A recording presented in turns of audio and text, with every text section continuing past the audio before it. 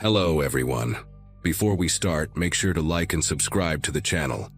And leave a comment with where you're from and what time you're watching. That way, YouTube will keep showing you stories just like this one. Now, let's begin. Every year, my friends drag me to some New Year's Eve event, and every year I swear it will be the last time. But 2023 felt different. I had just gone through a rough breakup, spent most of December alone in my apartment, and Megan practically showed up at my door to physically pull me out of my isolation. Our little group of 4 had been inseparable since college. Me, Megan, her boyfriend Troy, and my coworker Dennis, who joined our circle after we started working together at a marketing firm downtown. We had all graduated back in 2015, which meant we were hitting that strange phase where half our friends were having babies, and the other half still could not commit to a city. That night, we took a rideshare to the waterfront to watch the fireworks, grabbed some tacos from a food truck, and planned to catch another ride home before surge pricing made the trip cost more than our entire evening out. Everything went smoothly until around 2:30 in the morning, when we were already on our way back. The ride home was through Uber Share, one of those shared ride apps where you split the fare with strangers heading in the same direction. Our driver was a quiet guy named Oscar, who had a small Colombian flag hanging from his rearview mirror, and played soft reggaeton at a volume that felt respectful for the late hour. There were 2 other passengers already in the minivan when we climbed in, a young couple who looked like they had partied way harder than us, the girl already half asleep against the window with glitter smeared across her cheek. The route took us through the northern suburbs, and by the time we hit the residential streets past Oakwood Heights, everything was dead silent. Most people were either still celebrating downtown or passed out at home. The houses looked eerie in the darkness, deflated inflatable snowmen lying flat on frozen lawns, string lights blinking on timers with nobody awake to notice them. Oscar was taking a shortcut through a neighborhood I did not recognize when we stopped at a red light at a 4-way intersection, and that is when everything changed. A dark blue sedan was stopped in the lane next to us, slightly ahead so we could see directly into the driver's side window. At first, I thought the 2 people inside were just having an argument, the kind of loud, messy fight that couples have after drinking too much on a holiday. But then the driver's arm came up, and I saw his fist connect with the woman's face. Not a slap, not a shove, a full closed fist punch that snapped her head against the passenger window. Megan gasped beside me, and Troy leaned forward between the front seats to get a better look. The driver hit her again, this time grabbing a fistful of her hair and slamming her head against the dashboard. The woman was not fighting back. She was not even trying to protect herself. Her arms hung limp at her sides like she had already given up, like this was not the first time. I could see blood on her face now, dark and shiny under the streetlight, smearing across the window where her cheek pressed against the glass. Oscar muttered something in Spanish and looked at us through the rearview mirror, his eyes wide with the same disbelief we all felt. Troy did not hesitate. He reached over and slammed his palm against the horn, holding it down for a solid 5 seconds. The sound cut through the silent neighborhood like a scream, and the man in the sedan stopped mid-swing. His head turned slowly toward our minivan, and I got my first clear look at his face. He was maybe in his 40s, with a thick neck and a shaved head that gleamed under the amber streetlight. His eyes were not wild or crazy like I expected. They were cold, calculated, like he was sizing us up and deciding what to do about the interruption. The light turned green, but nobody moved. For a long, horrible moment, we just stared at each other through the glass. Then his lips curled into something that was not quite a smile, and he raised one finger, pointing directly at our windshield, directly at us, before slowly pulling his car forward and turning right. Dennis already had his phone out, dialing 911 before the sedan even completed the turn. Oscar hit the gas the moment the other car was out of sight, and I felt the minivan lurch forward as we sped through the intersection going straight, putting as much distance as possible between us and whatever we had just witnessed. The young couple in the back row had woken up now, the girl asking in a confused, slurred voice what was happening. Nobody answered her. I was twisted around in my seat, watching the road behind us through the rear window, my heart pounding so hard I could feel it in my throat. For about 30 seconds I thought we were clear. The street behind us stayed empty, just dark asphalt and parked cars and the occasional porch light. Then a pair of headlights swung around the corner. Fast, way too fast. And I knew immediately it was him. He had circled the block. He had come back for us. Dennis was still on hold with 911, the automated message repeating something about high call volume due to the holiday, and I wanted to scream at the recording that someone was about to die tonight if they did not pick up. Oscar was driving faster now, weaving through the residential streets with a focus that told me this was not his first time in a bad situation. The sedan stayed about 50 feet behind us, matching our speed exactly, never falling back and never getting closer. It was like he wanted us to know he was there, wanted us to feel him right on our tail. Troy was trying to get a photo of the license plate through the back window, but between the darkness and the motion, everything came out blurred. Megan had her arm around me, squeezing tight, and I realized I was shaking, not from cold, but from pure adrenaline flooding every part of my body.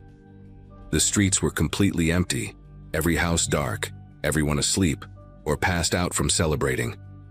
We passed a stop sign without even slowing down, and the sedan did the same. Then another. Oscar made a sharp left turn without signaling, tires squealing against the pavement, and for a moment I thought we had lost him. But when I looked back, those headlights were already rounding the corner behind us, steady and patient, like a predator who knew his prey had nowhere to go. The sedan surged forward without warning, closing the gap between us in seconds. I heard Megan scream as the headlights flooded our back window, so bright I had to shield my eyes. He was right on our bumper now, close enough that I could make out his silhouette through the glare. That thick neck, that bald head, one hand on the wheel and the other doing something I could not see. Oscar swerved hard to the right, and the sedan clipped our back corner with a crunch of metal that sent us fishtailing across the empty street. The young couple in the back was fully awake now, the guy yelling questions that nobody had time to answer. I grabbed the headrest in front of me and held on as Oscar regained control, my teeth rattling from the impact. The sedan had fallen back a few car lengths, but I could see a fresh dent in his front bumper gleaming under a streetlight. And I could see him laughing. Actually laughing, his mouth wide open, shoulders shaking with amusement like this was the most fun he had experienced in years. That image burned itself into my memory.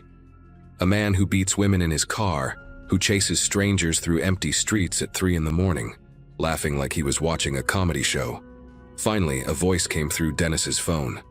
A real human voice, tired and stressed but real. He started talking fast, giving our location as best he could, describing the sedan, the assault we witnessed, the chase that was now entering its 5th minute. The dispatcher told us to stay on the line, to keep moving, that units were being sent, but response times were delayed because of the holiday. Delayed. That word hit me like a punch to the chest. We were being hunted through a sleeping neighborhood, and help was delayed. Oscar shouted that he was heading toward the main road, hoping there would be more traffic, more witnesses, maybe even a police car doing a routine patrol. But the residential street seemed endless.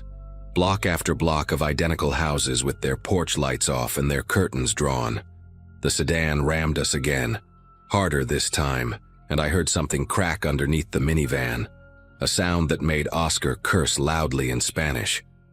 Troy was trying to calm everyone down, telling us we just needed to make it to Bleecker Avenue, where there would be gas stations and a 24-hour diner, but his voice was trembling so badly that the words came out in pieces. We almost made it. I could see the glow of commercial lights ahead, the familiar red and yellow of a gas station sign rising above the rooftops like a beacon. Oscar pushed the minivan as hard as it would go, the engine whining in protest, and for a few beautiful seconds the sedan fell behind. But then came a sound that made my stomach turn, a rhythmic thumping from somewhere beneath us, getting louder with each rotation of the wheels. The first impact had done more damage than we realized. Oscar was losing control, the steering pulling hard to the left no matter how much he fought it. We limped through one more intersection before he had no choice but to pull over. the minivan shuddering to a stop against the curb in front of a dark house with a for sale sign in the yard. The gas station was maybe 3 blocks away. It might as well have been 3 miles. The sedan rolled up behind us and stopped, its headlights illuminating the interior of our vehicle like a stage. Nobody moved. Nobody breathed. We sat there in that harsh white light, waiting to see what he would do next. The driver's door of the sedan swung open, and he stepped out onto the street. He was bigger than I expected. Not just the thick neck I had noticed before, but broad shoulders and arms that strained against a dark jacket. He walked toward us slowly, deliberately, his boots making a sound against the asphalt that seemed impossibly loud in the silent neighborhood. Dennis was still on the phone with 911, whispering our new location, begging them to hurry. Oscar reached under his seat and pulled out a tire iron, his jaw set tight, and Troy grabbed the back of his seat like he was ready to jump out and help if it came to that. The man stopped about 10 feet from our rear bumper and just stood there, staring at us through the back window. Then he reached into his jacket pocket and I felt every muscle in my body tense so hard that my vision started to blur at the edges. But he did not pull out a weapon. He pulled out a cigarette and a lighter, lit it casually, and took a long drag while watching us like we were animals in a cage. He wanted us to know that he was in control, that he could take his time, that nobody was coming to save us. The standoff lasted maybe 2 minutes, but it felt like an hour. He finished his cigarette slowly, flicking the butt onto the pavement and grinding it under his boot. Then he started walking toward us again, and this time Oscar threw open his door and stepped out, the tire iron gripped tight in his right hand. I wanted to scream at him to get back inside, but my voice was stuck somewhere deep in my chest. The 2 men faced each other across the empty street, and I could see the calculation happening behind the aggressor's eyes, weighing whether this was worth it, measuring Oscar up, deciding if he could take him. That is when we heard it. Sirens. Faint at first, but getting louder, coming from somewhere to the east. The man heard them too, and something shifted in his posture. He took 1 step back, then another. His eyes swept across our minivan one final time, locking onto each of us through the windows like he was memorizing our faces. Then he pointed at us again, that same slow, deliberate gesture from the intersection, and walked back to his sedan.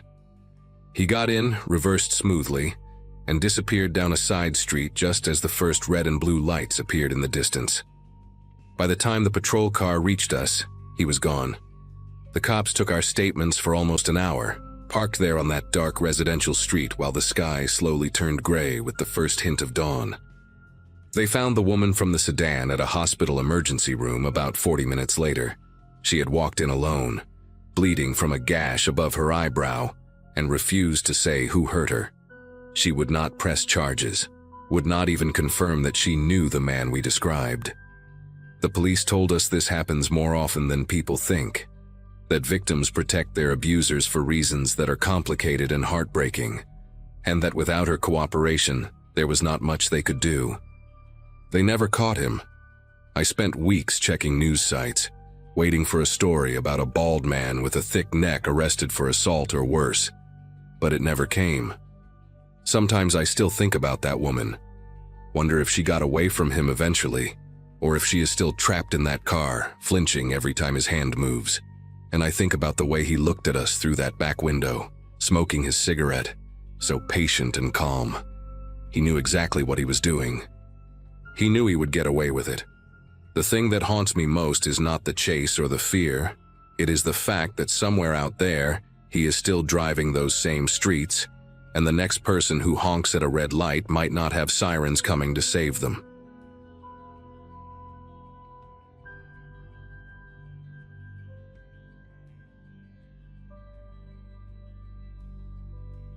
My buddy Nathan texted me on December 28th, asking if the crew was still doing downtown Portland for New Year's Eve. We had kept this tradition alive since graduating together in 2015, and no matter how crazy life got, that one night stayed sacred. So on December 31st of 2024, 6 of us headed to Pioneer Courthouse Square for the big countdown. Nathan brought his girlfriend, Brooke. Our friend Theo came with his brother, Julian. and I invited Priscilla from my office, who had just moved to Oregon and never experienced the madness of a proper downtown celebration. The energy was electric from the moment we stepped off the MAX train around 10. Thousands of people packed into the square, breath visible in the cold air, everyone buzzing with that particular excitement that only exists in the final hours of a dying year. We found a decent spot near one of the food vendors, close enough to see the stage where a local band was playing covers of classic rock songs that got swallowed by crowd noise. By 11:30, the crowd had tripled. What started as a comfortable gathering transformed into a crushing mass of bodies pressed together so tight, I could feel strangers breathing against my neck. People kept pushing forward toward the stage, and our little group got separated despite our best efforts to hold on to each other. I lost sight of Nathan first. Then Theo and Julian vanished somewhere to my left when a wave of people surged past. Priscilla grabbed my arm and shouted something I could not hear over the noise, but within seconds she got pulled away too, her hand slipping from mine like water through fingers. My phone had died an hour earlier because I forgot to charge it before leaving home, which meant I had no way to text anyone or check our meeting spot. The air grew thick and warm despite the freezing December temperature. A strange mix of body heat and alcohol breath and perfume that made my head swim. I needed to get out just for a minute, just enough space to breathe and think and figure out where everyone went. I pushed sideways through the crowd, using my shoulders to carve a path toward the edge of the square. It took almost 10 minutes to move 50 feet, squeezing between couples holding champagne bottles and groups of college kids wearing glittery hats and blowing noisemakers directly into my ears. When I finally broke free from the densest part of the gathering, I found myself near the corner of Southwest Yam Hill and 6th Avenue, where the crowd thinned enough that I could actually extend my arms without touching another person.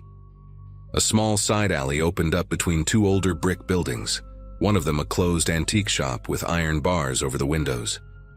I stepped into the mouth of that alley just to catch my breath, leaning against the cold brick wall and letting the winter air fill my lungs. The noise from the square still thundered behind me, but here it felt muffled, distant, like listening to a concert from outside the venue.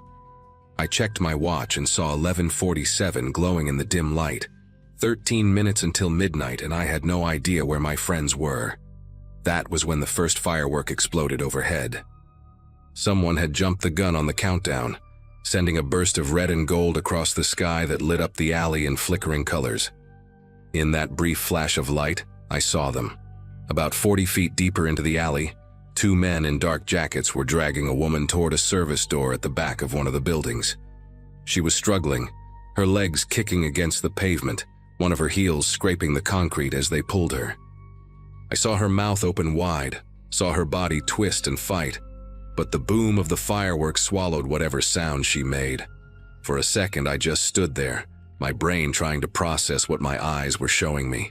Another firework went up, this one green and white, and in its glow I saw her face clearly.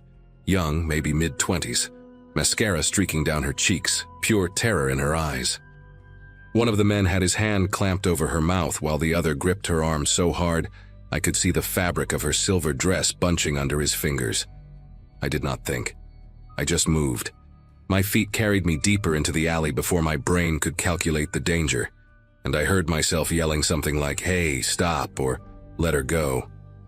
I cannot remember the exact words because my heart was pounding so loud it drowned out my own voice. The two men stopped and turned toward me. The fireworks kept exploding above us, painting their faces in bursts of color that made them look almost unreal.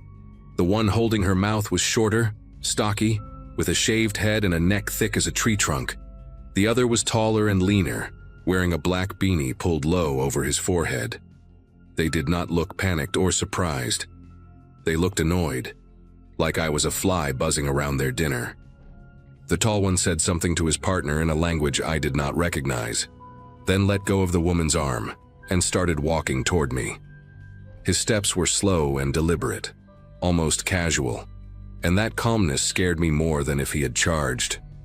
He stopped about 6 feet away from me and tilted his head to one side like he was studying an insect. He spoke in accented English, his voice low enough that I had to strain to hear it over the distant roar of the crowd, and the ongoing firework bursts.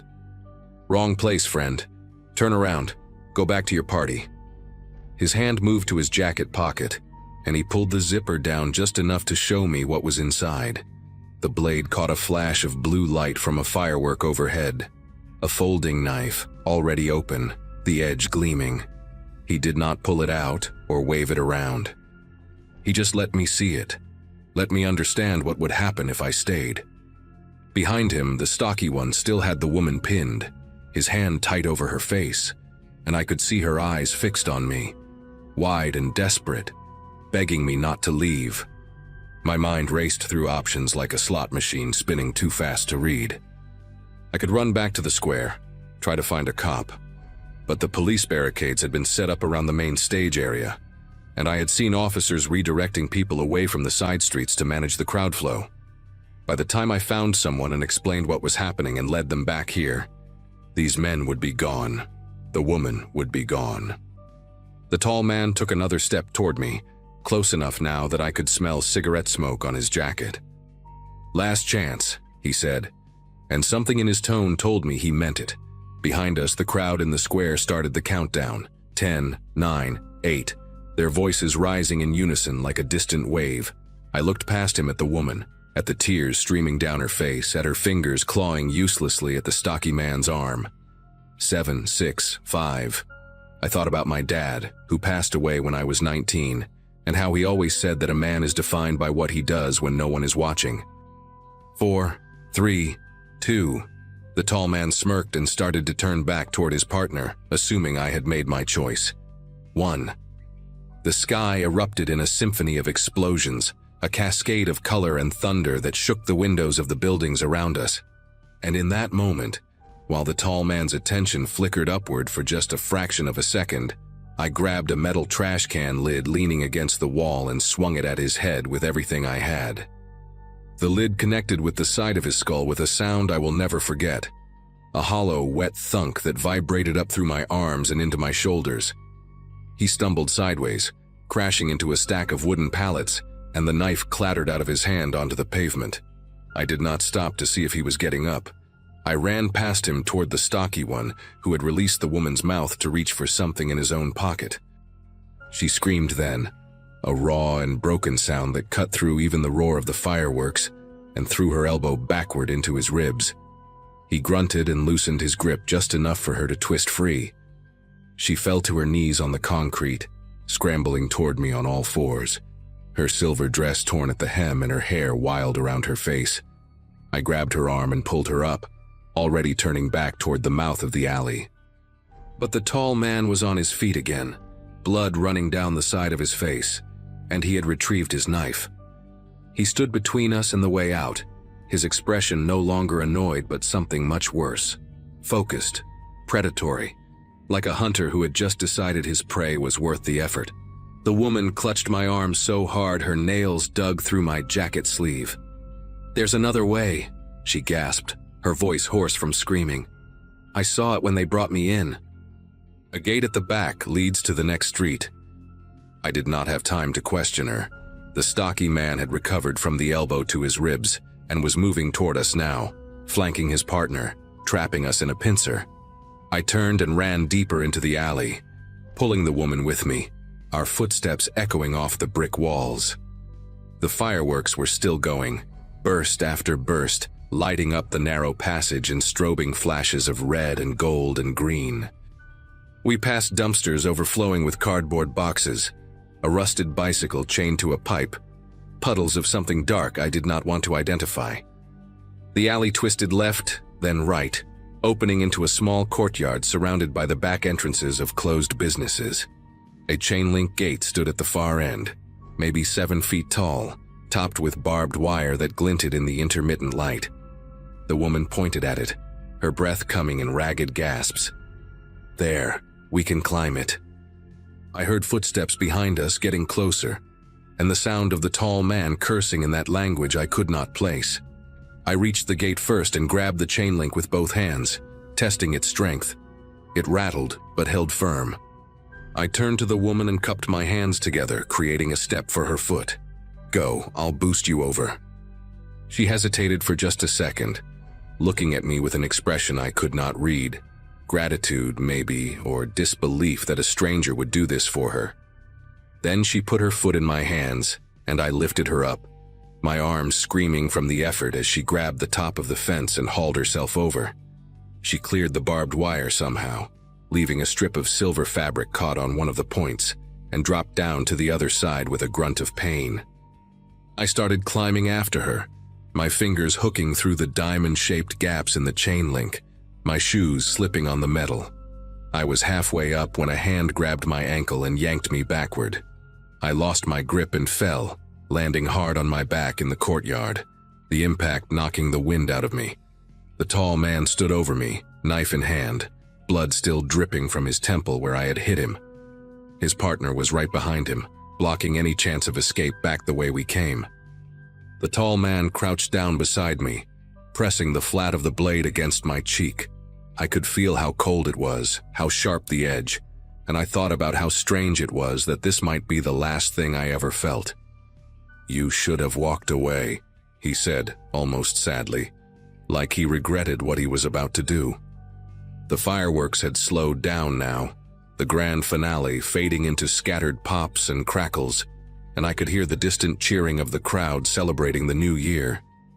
I was going to die in this dirty courtyard while thousands of people toasted champagne less than 2 blocks away. The stocky man said something to his partner, gesturing impatiently toward the gate where the woman had escaped. They were arguing, I realized. The stocky one wanted to go after her, finish what they started. The tall one seemed more interested in punishing me for interfering. Their disagreement bought me a few seconds, and I used them to scan the ground around me for anything I could use. My hand found a chunk of broken concrete near the base of the wall, about the size of a baseball, with jagged edges that bit into my palm. I did not have a plan. I just knew I was not going to lie there and let them decide my fate. I swung the concrete chunk upward with everything I had left, catching the tall man in the jaw. I heard teeth crack, heard him howl in pain, and then I was on my feet and running. Not toward the gate, but back into the maze of alleys, hoping to lose them in the darkness. My lungs burned and my back throbbed where I had fallen, but I kept moving, turning corners at random, knocking over trash cans behind me to slow them down. I burst out of an alley onto Southwest Stark Street and nearly collided with a group of drunk partygoers stumbling toward their ride. "Call 911, I shouted at them, not stopping to explain, and then I saw something beautiful. 2 police officers on bicycles, stationed at the corner to manage pedestrian overflow from the main event. I ran toward them, waving my arms, screaming about the woman and the men and the knife. They must have thought I was crazy at first, some drunk guy having a breakdown, but something in my face convinced them to take me seriously. One of them radioed for backup while the other followed me back toward the courtyard, and by the time we got there, the 2 men were gone, vanished into the night like they had never existed at all. The police found the woman 2 blocks away, sitting on the curb outside a late-night diner, shaking and crying but alive. Her name was Valerie, and she told the officers that the men had grabbed her outside a bar on Southwest Alder Street while she was waiting for her Uber. She had been at a party with co-workers, stepped out alone to get her ride, and within seconds they had her. She did not know them, had never seen them before, had no idea why they targeted her. The detective who took my statement said it was likely a random abduction, possibly connected to a trafficking operation they had been investigating for months. They never caught the 2 men. The security cameras in that part of downtown were either broken or pointed in the wrong direction, and the descriptions I gave, stocky bald guy, tall guy with a beanie, matched about 1,000 people in Portland that night. Valerie reached out to me through the detective a few weeks later, wanting to thank me in person. We met at a coffee shop in the Pearl District, and she brought me a gift card and a handwritten note that I still keep in my desk drawer. She told me she had nightmares every night, that she could not walk down the street alone anymore, that she had moved back in with her parents in Beaverton because she could not stand being in her apartment by herself. I did not know what to say. I just told her I was glad she was okay, and I meant it, Nathan and the others had spent 3 hours looking for me that night before I finally tracked them down at the police station where I was giving my statement. Priscilla cried when she saw me. Julian kept saying "dude" over and over like his brain had short-circuited. Brooke made me promise to never do anything that stupid again, and I lied and said I would not. The truth is, I do not know what I would do if I saw something like that again. I hope I would be brave. I hope I would act. But I also know now what it feels like to have a knife pressed against your face, to feel completely certain that you are about to die, and that knowledge changes you in ways you cannot explain. It has been almost a year now. I still go downtown sometimes, still walk past that alley on Southwest Yamhill.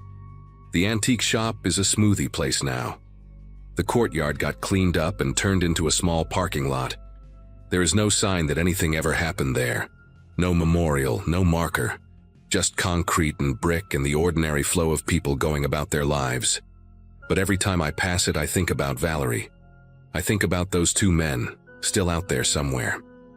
And I think about what my dad said, that a man is defined by what he does when no one is watching. On New Year's Eve of 2024, in a dark alley while the whole city looked up at the sky, I found out what kind of man I am. I just wish the answer did not still keep me awake at night.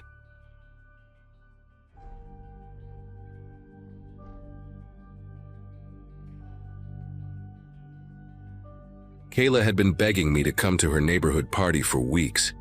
My younger sister moved to a cul-de-sac in suburban Phoenix right after her wedding in 2022, and this was her first time hosting anything bigger than a dinner. New Year's Eve seemed like the perfect occasion, she kept saying, and her neighbor Vic had promised to handle the fireworks. I remember rolling my eyes when she mentioned that part during our phone call. Fireworks in a residential area always made me nervous, but she assured me Vic knew what he was doing. He had connections, she said, worked for some company that did pyrotechnics for events. At 34, I should have trusted my gut more than my little sister's enthusiasm. But she sounded so excited, and I had spent the last 3 New Year's celebrations alone in my apartment with cheap champagne and whatever was streaming. So I drove the 2 hours from Tucson, arriving just as the sun was setting behind the stucco houses and dyeing the whole street this gorgeous shade of burnt orange. The backyard was smaller than I expected, maybe 40 feet deep before it hit a wooden fence that separated my sister's property from the house behind her. Vic had set up his equipment near that fence, which struck me as odd even before I understood what I was looking at. There were these metal racks, almost like ladder frames holding thick cardboard tubes pointed at the sky. A folding table next to them was covered with boxes I could not read from across the yard. Around 30 people milled around on the patchy grass, holding plastic cups and paper plates loaded with appetizers. Tiki torches lined the perimeter, their flames dancing in the slight breeze. My sister ran over the moment she spotted me, wrapping me in a hug that smelled like her vanilla perfume, and the sangria she was clearly already enjoying. She introduced me to a blur of faces I immediately forgot. Neighbors and co-workers and friends of friends, everyone in that buzzing pre-midnight mood where strangers become temporary best friends. I grabbed a drink and tried to relax, but my eyes kept drifting back to those tubes near the fence, counting them. There had to be at least 20. Around 11, Vic started gathering everyone closer to watch him prep the show. He was a stocky guy in his 50s with a gray goatee and a baseball cap that said something about veteran pyrotechnicians. His hands moved with confidence as he checked connections and adjusted angles, and I noticed he was wearing thick leather gloves. That detail should have reassured me, but it did the opposite. If he needed protection, what about the rest of us standing 15 feet away with nothing but flip cups in our hands? I mentioned this to a woman next to me, a redhead named Donna, who lived 3 houses down. She laughed and said Vic did this every year, that he was a total pro. Her 8-year-old son was sitting cross-legged on the grass near the front of the crowd, his face lit up with anticipation. I wanted to suggest she pull him back a bit, but I did not want to be that person, the paranoid guest ruining everyone's fun. So I stayed quiet, sipping my drink, watching Vic move between the racks like a surgeon preparing his instruments. The countdown started at 5 minutes to midnight. Someone had connected a phone to a portable speaker, and we could hear the broadcast from Times Square mixing with the neighborhood noise, other parties on adjacent streets, distant pops and crackles from early fireworks, dogs barking in protest. Kayla found me in the crowd and grabbed my arm, her eyes glassy from the sangria, but her smile so genuine it made me feel guilty for being anxious. She said this was going to be amazing, that Vic had spent over $2,000 on this display. I remember thinking that was insane, that amount of money on something that would last maybe 10 minutes. But then everyone started counting down from 30, and I got swept up in it despite myself. The voices around me grew louder. 20, 15, 10. Vic stood by his setup with a long lighter in his hand, waiting. 5, 4, 3, 2, 1. The cheering erupted, people hugged and kissed, and Vic touched the flame to the first fuse. The first few shots were beautiful. I will give him that. Golden bursts that spread across the sky like dandelion seeds caught in a wind, followed by crackling red ones that sounded like 1,000 tiny whips snapping at once. Everyone tilted their heads back, mouths open, the colors reflecting in their eyes. I felt myself relaxing a little, thinking maybe I had been ridiculous to worry.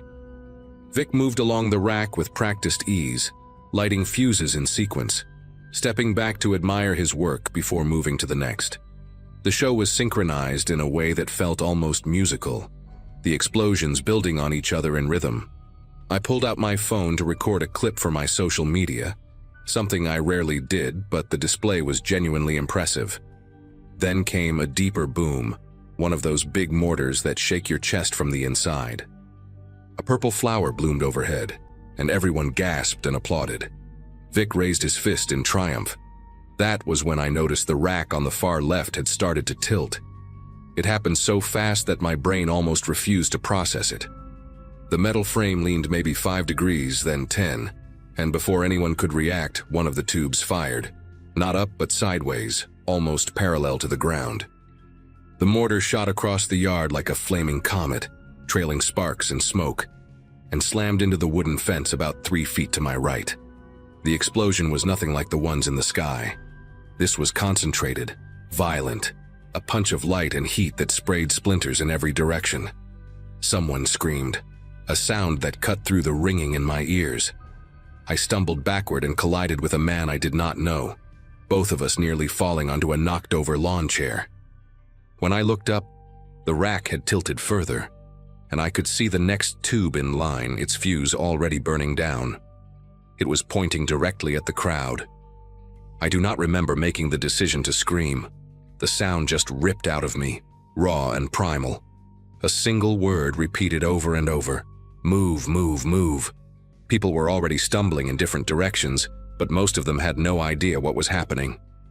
The sky was still exploding with color from the other racks that had not fallen, and the noise was so overwhelming that my warning barely carried. I grabbed the arm of the person closest to me, an older man with a white beard who looked completely disoriented, and yanked him toward the sliding glass door that led into the house. The second mortar fired just as we moved. I heard it more than saw it, a whooshing hiss followed by an impact somewhere behind us. Glass shattered, one of the tiki torches maybe, or a window. The old man tripped on a cooler and went down hard, pulling me with him. My knees hit the concrete patio, and the pain was sharp and immediate. But I forced him up because I could hear another fuse crackling in that terrible countdown rhythm. The backyard had descended into absolute chaos. Folding chairs were everywhere, knocked over by people trying to flee in every direction at once. I saw Donna sprinting toward the side gate with her son in her arms, his face buried against her shoulder. Someone was crying, a high-pitched keening sound that mixed with the ongoing explosions overhead. Vic was shouting something I could not understand, waving his arms near the fallen rack like he could somehow will it back into position. Another mortar launched from the tilted frame, and this one went low and fast, skipping off the grass before detonating against the back wall of the house. Stucco crumbled and rained down in chunks. A window on the second floor shattered outward, spraying glass onto the crowd below. I felt something sting my forearm and looked down to see blood, a thin line where a shard had sliced through my skin. The pain was distant, Unreal.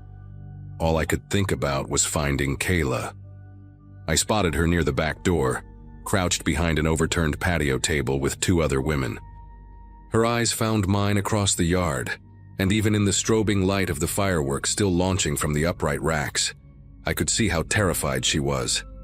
Her mouth was forming my name, but no sound reached me through the cacophony.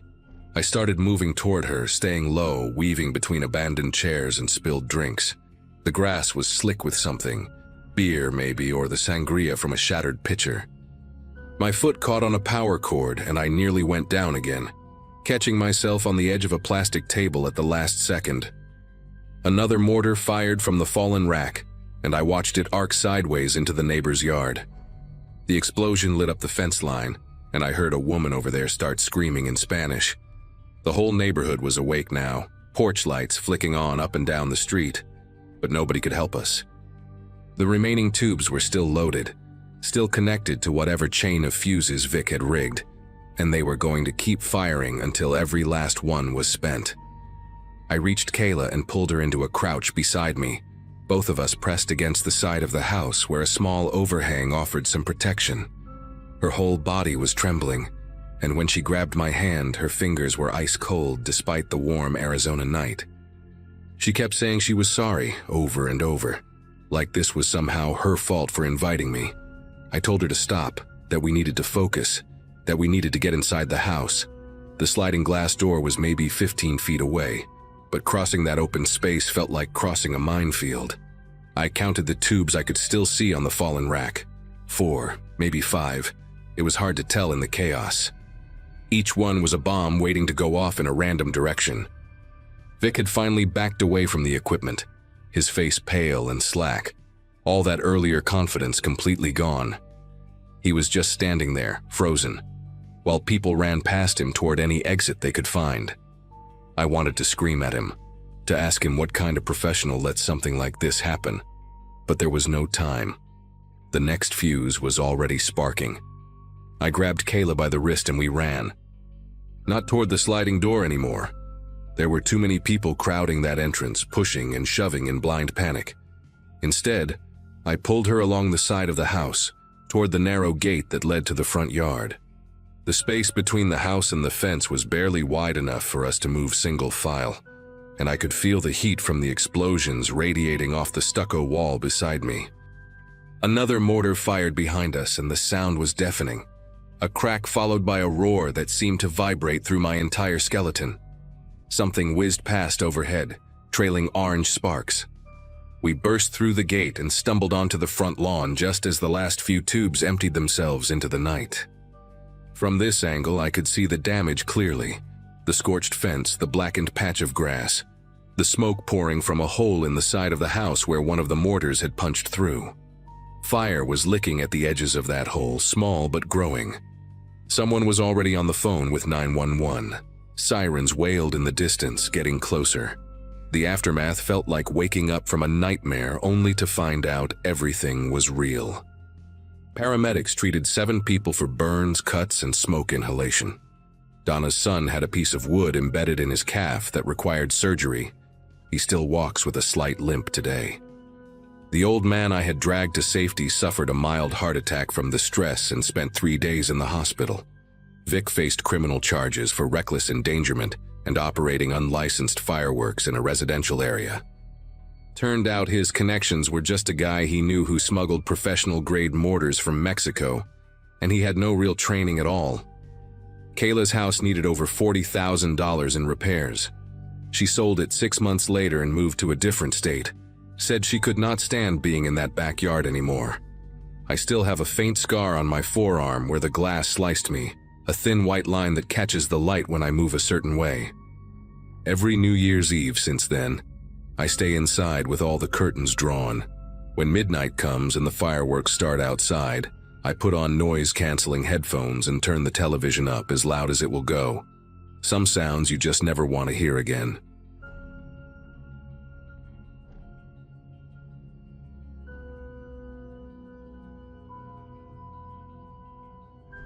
January 1st, 2024, started with my pager going off at 6 in the morning. Volunteer firefighting in rural Hendricks County, Indiana had been part of my life for about 3 years at that point, long enough to have seen my share of car wrecks, kitchen fires, and the occasional barn collapse. My wife Shelley groaned next to me in bed, still half asleep from the New Year's Eve party we had hosted the night before. I kissed her forehead, threw on my gear, and drove my pickup through the frozen darkness toward State Road 39. The dispatcher said it was a single-vehicle accident. SUV versus a drainage ditch. Possible entrapment.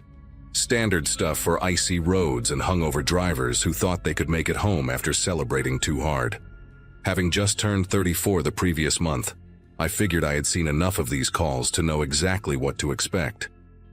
I remember thinking I would be back in time for breakfast with the kids. When I arrived at the scene, the sun was just starting to bleed pink and orange across the flat Indiana farmland. The SUV, a dark green Ford Explorer, maybe 2018 model, had gone off the road and flipped into the frozen ditch at an ugly angle.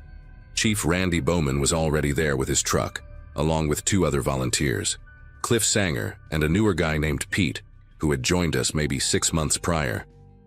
The driver was out of the vehicle, sitting on the frozen ground about 15 feet away from the wreck, and I could see blood running down the side of his face even from a distance.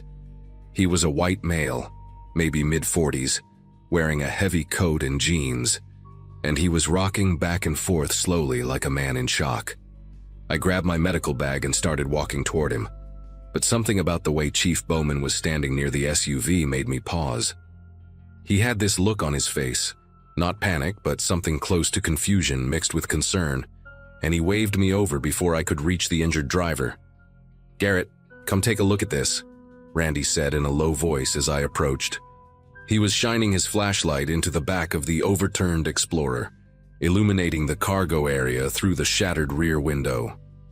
The vehicle was resting on its roof, so everything inside had collapsed downward in a mess of broken glass, loose items, and what looked like camping gear. But there was something else in there too. Something large, wrapped in a blue tarp and secured with bungee cords. The shape was unmistakable even before my brain fully processed what I was seeing. It was roughly 6 feet long, narrower at one end than the other, and the tarp had partially come loose during the crash, revealing what looked like a bare human foot sticking out from beneath the plastic. Pale, waxy, with toenails that had been painted a dark shade of red. I took a step back without meaning to, my boots crunching against the frozen gravel. Randy grabbed my arm and pulled me aside, away from the vehicle, his breath coming out in thick white clouds. "I already called dispatch," he whispered. "Sheriff's on the way, but that's going to be at least 30 minutes, maybe more with these roads." I looked back at the driver, who was still sitting on the ground in that slow rocking motion, blood dripping from a gash somewhere above his hairline. Pete had approached him now and was trying to get him to respond to questions, but the man seemed completely unaware of his surroundings. His eyes were open but vacant, staring at nothing in particular, and his lips were moving slightly like he was talking to himself. Cliff jogged over to where Randy and I were standing, his face flushed from the cold. "What's the situation with the vehicle? We need to check for other passengers or—" Randy cut him off with a sharp shake of his head. "Nobody touches that SUV until the sheriff gets here. We got a situation." He didn't elaborate, but something in his tone made Cliff go quiet immediately. The 4 of us stood there in the growing morning light, the frozen cornfields stretching out in every direction, and I became acutely aware of how isolated we were. The nearest farmhouse was probably half a mile away, and there wasn't another vehicle in sight on the long, straight ribbon of State Road 39. Just us, the overturned Explorer, the bleeding man, and whatever was wrapped in that blue tarp. I told Randy I should at least try to treat the driver's head wound before he bled out or went into shock, and he agreed with a reluctant nod. As a volunteer firefighter with EMT basic certification, stabilizing injured people was part of the job, even when those people might be involved in something criminal. I grabbed my kit and walked over to where Pete was crouching beside the man, trying unsuccessfully to get him to make eye contact. Up close, I could see the driver more clearly now. He was probably 45 or 50, with a thick build and rough hands that suggested manual labor. Construction, maybe, or farm work. His face was weathered and lined, his hair cut short and streaked with gray, and there was a small scar running through his left eyebrow that looked old, maybe decades old. The gash on his head was about 2 inches long, bleeding steadily but not catastrophically, located just above his right temple. I introduced myself, told him I was there to help, and asked if he could tell me his name. He didn't respond. His lips kept moving in that silent mutter, and when I leaned closer to try to hear what he was saying, I caught fragments of words that didn't quite connect. Something about not supposed to be here, and she made me promise. I cleaned the wound as best I could and applied a pressure bandage while Pete held a flashlight steady. The man didn't flinch, didn't react at all to my touch, which was concerning on its own. Head injuries can do strange things to people, and I had seen accident victims act completely detached from reality before, their brains struggling to process trauma. But there was something different about this guy, something in the way he held his body, rigid, almost defensive, like he was bracing for an attack that hadn't come yet. When I finished with the bandage, I tried again. "Sir, can you tell me what happened? Were you driving alone?" For the first time, his eyes focused, locking onto my face with an intensity that made me want to lean back. His pupils were uneven, which suggested a concussion, but there was awareness behind them now. Real, frightened awareness. "You can't look in there," he said, his voice hoarse and cracked. "Please, you have to understand. You can't look in there." I kept my voice calm, professional, the way we were trained. "Sir, we've already seen what's in the vehicle. The sheriff is on his way. Right now, I need to make sure you're okay." His face crumpled, and for a moment I thought he was going to cry. Instead, he grabbed my wrist with a grip that was surprisingly strong and pulled me closer, his breath sour and metallic from the blood he had swallowed. "She was already dead," he whispered. "I swear to God she was already dead when I found her." I pulled my wrist free and stood up, my heart beating faster than I wanted to admit. Randy had walked over during the exchange and heard the last part, his expression hardening into something unreadable. "Found her where?" he asked, his voice flat and controlled. The driver looked up at him, then back at me, then at Pete like he was calculating something in his damaged head. For a long moment, I thought he was going to shut down again, retreat back into that vacant stare. But instead he started talking, slowly at first, then faster, the words tumbling out in a desperate rush.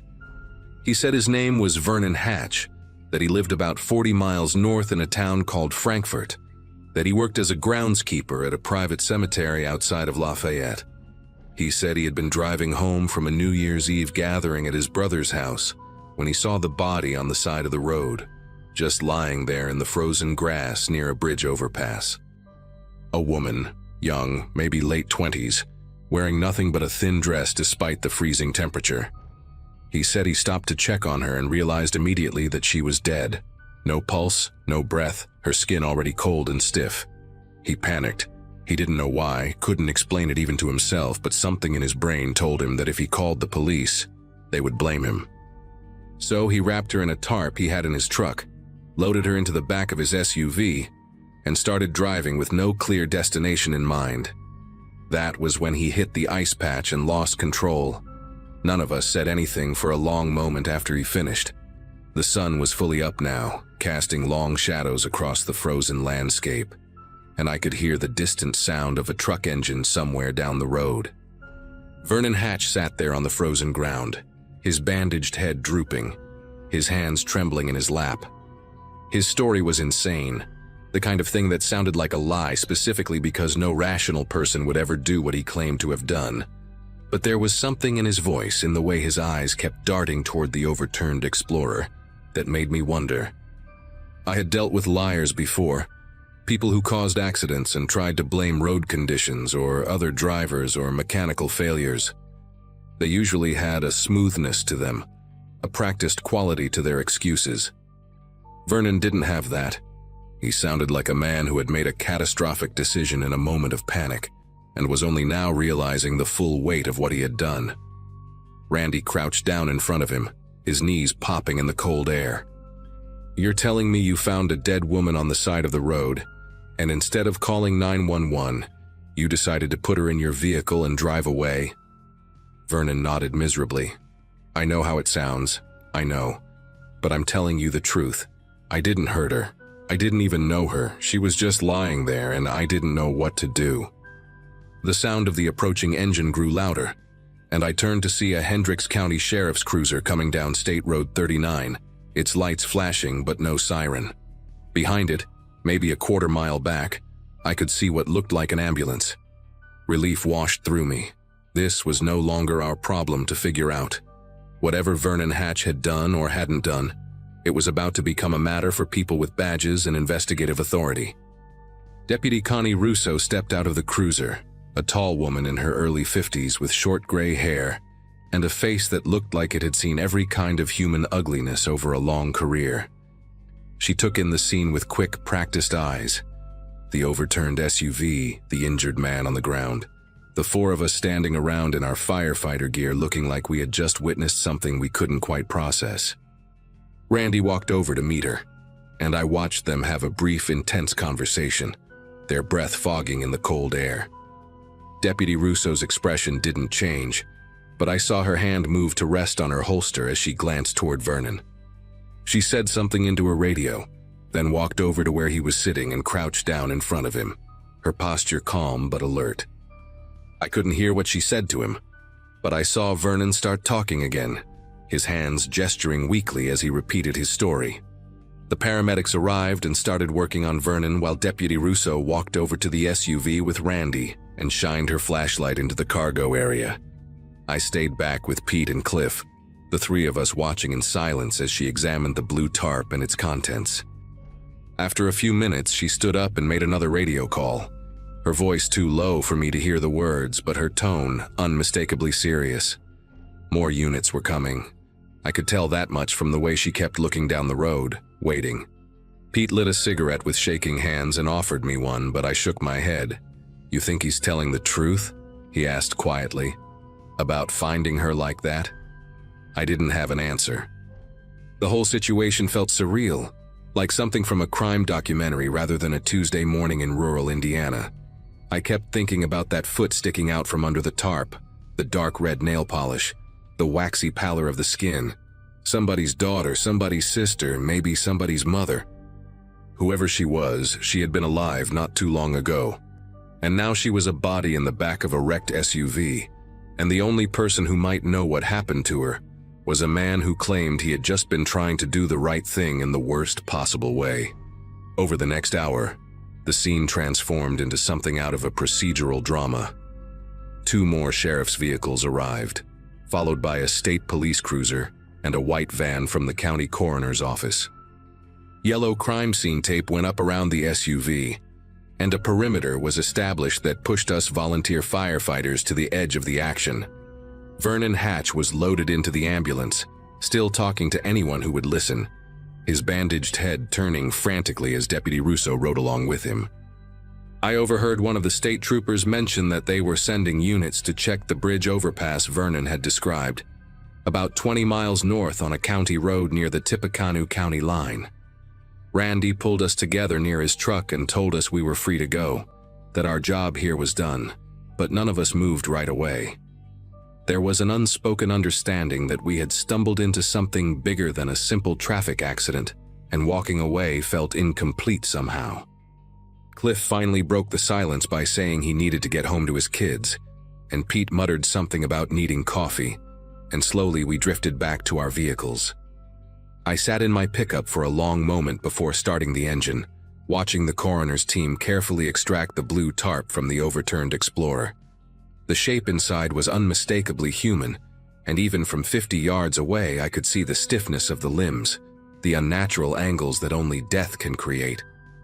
I drove home in a daze, my mind running through everything I had seen and heard. Shelley was awake when I walked in, making pancakes for our 2 boys, and she took one look at my face and asked what was wrong. I told her it had been a rough call but didn't go into details.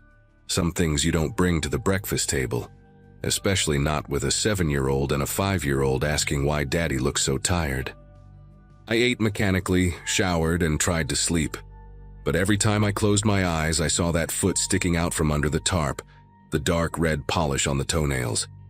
I kept thinking about Vernon Hatch and his impossible story, the fear in his eyes when he grabbed my wrist, the desperation in his voice when he swore he hadn't hurt her. Part of me wanted to believe him, wanted to believe that he really was just a panicked idiot who made a catastrophic decision on a freezing highway in the middle of the night. But another part of me, the part that had seen the way he avoided looking at the SUV, the way his hands trembled even before I touched his wound, couldn't shake the feeling that there was more to the story than he was telling.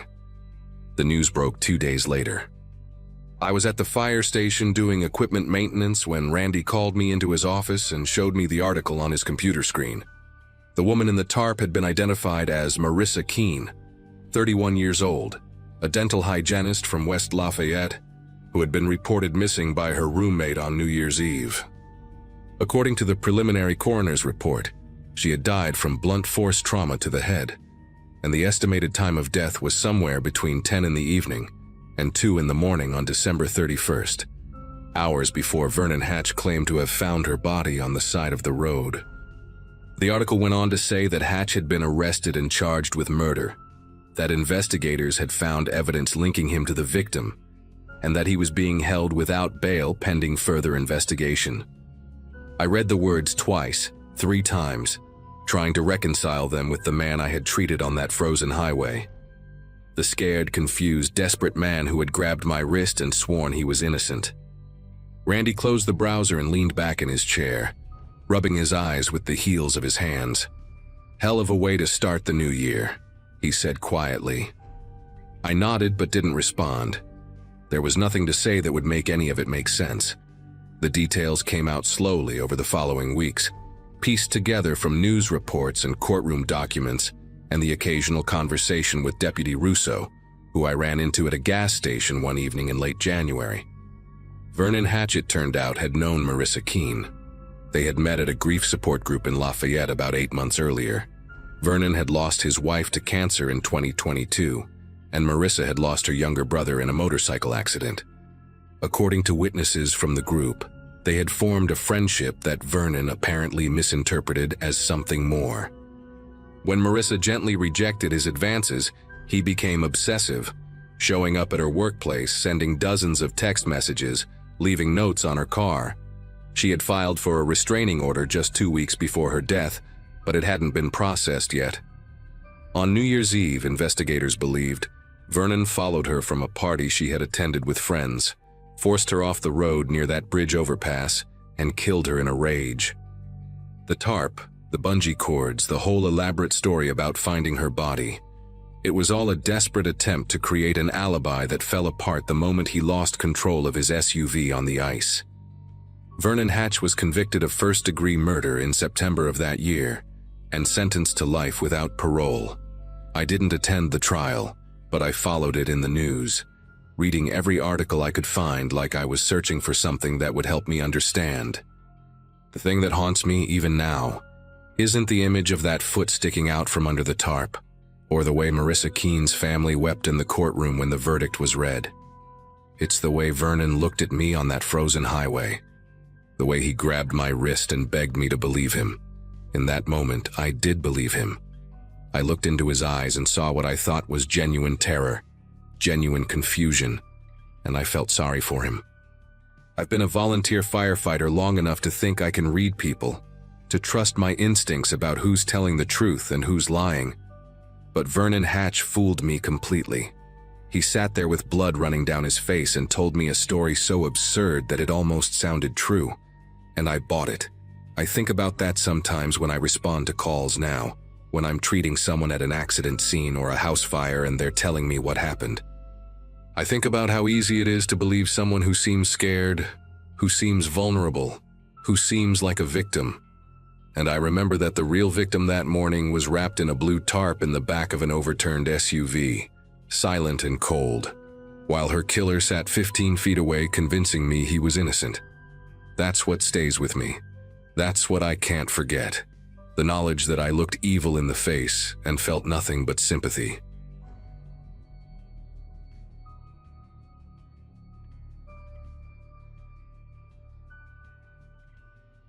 Celebrating my birthday on December 31st always felt like a blessing and a curse.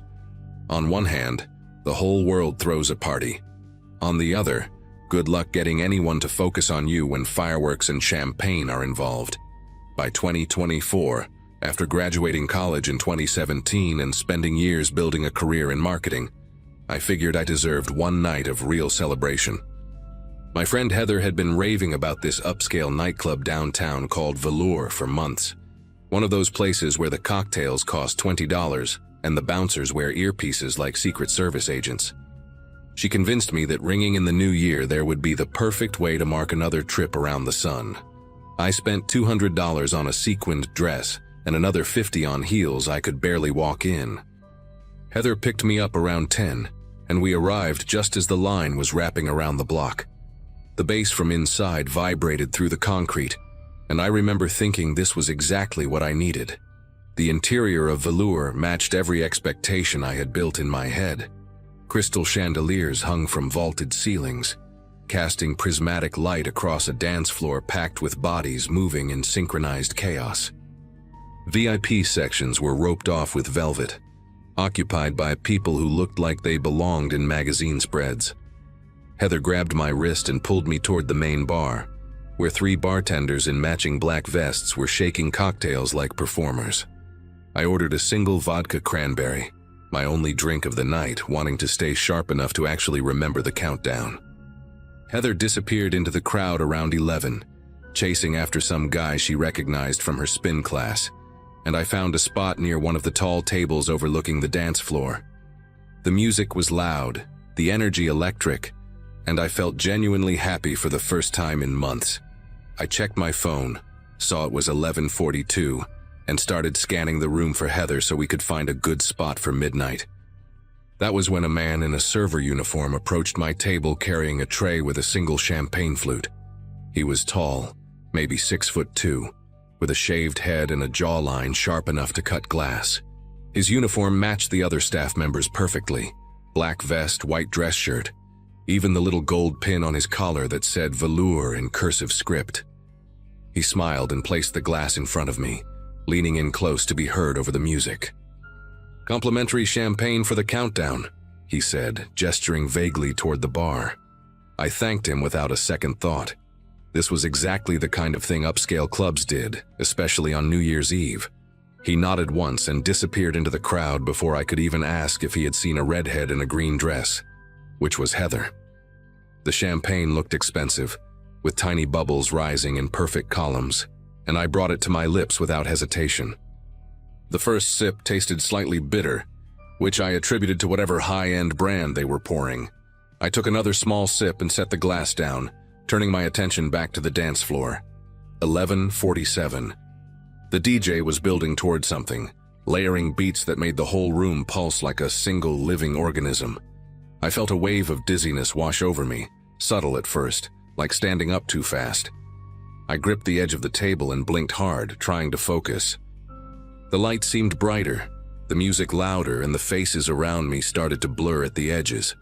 My legs felt heavy, as if someone had filled my shoes with wet sand. I had experienced tipsy before, and this was not that. 1 vodka cranberry and 2 sips of champagne should not have done this to me. My vision started narrowing, the periphery going dark like someone was slowly closing curtains on either side of my eyes. I fumbled for my phone, but my fingers felt thick and clumsy, disconnected from my brain. I needed to move. I needed to find Heather, find a security guard, find anyone who could help me. I pushed myself away from the table and immediately stumbled, catching myself on the arm of a stranger who barely glanced at me, before turning back to his conversation. The room was spinning now, not dramatically like in movies, but in slow tilts that made every step feel like walking on a ship in rough waters. I aimed for the restrooms, remembering they were near the back hallway, past the second bar.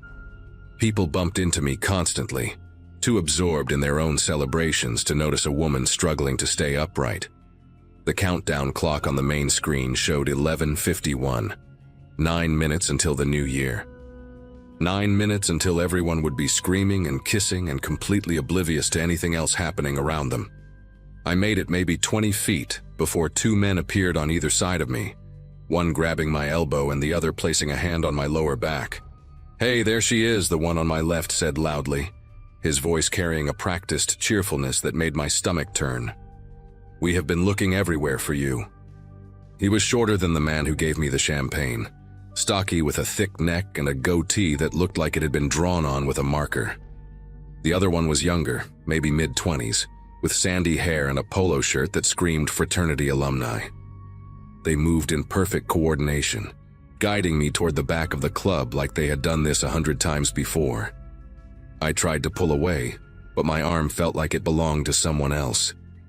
"She always does this," the younger one said to a couple who glanced our way, shaking his head with an exasperated smile. "Too much champagne, you know how it is." The couple laughed and returned to their drinks. Nobody questioned it. Nobody asked if I was okay. It was New Year's Eve, and everyone assumed I was just another drunk girl being helped home by her friends. Somewhere deep in the fog, clouding my brain, a survival instinct kicked in. I remembered reading somewhere that you should make a scene. Be loud, be difficult, because predators rely on compliance. I planted my heels into the floor as hard as I could, which was not very hard given my condition, and let out a sound that was meant to be a scream, but came out more like a strangled moan. The stocky one tightened his grip on my elbow, his fingers digging in hard enough to leave bruises I would find the next morning. "Easy now," he muttered close to my ear, his breath hot and smelling like whiskey. "You are making a scene." I saw the restroom sign glowing maybe 15 feet ahead and made a decision. I went completely limp, letting my body drop like dead weight. The move caught them off guard, and for a split second their grip loosened. I threw myself sideways, crashing into a group of women in matching silver dresses who shrieked and spilled their drinks everywhere. The chaos gave me just enough cover to actually crawl on my hands and knees, toward the bathroom door. I do not remember pushing the door open. I do not remember locking myself in the handicap stall at the far end. What I remember is pressing my back against the cold tile wall and fumbling with my phone, my vision swimming so badly that the screen looked like it was underwater. I managed to pull up the number for the club, which I had saved earlier in case Heather and I got separated. A woman answered on the third ring, barely audible over the music bleeding through the line. "I need security," I said, or at least I tried to say. The words came out slurred and broken. "Someone drugged me. 2 men, trying to take me out." There was a pause, then her voice sharpened. "Where are you right now?" "Bathroom," I managed. "Back hallway."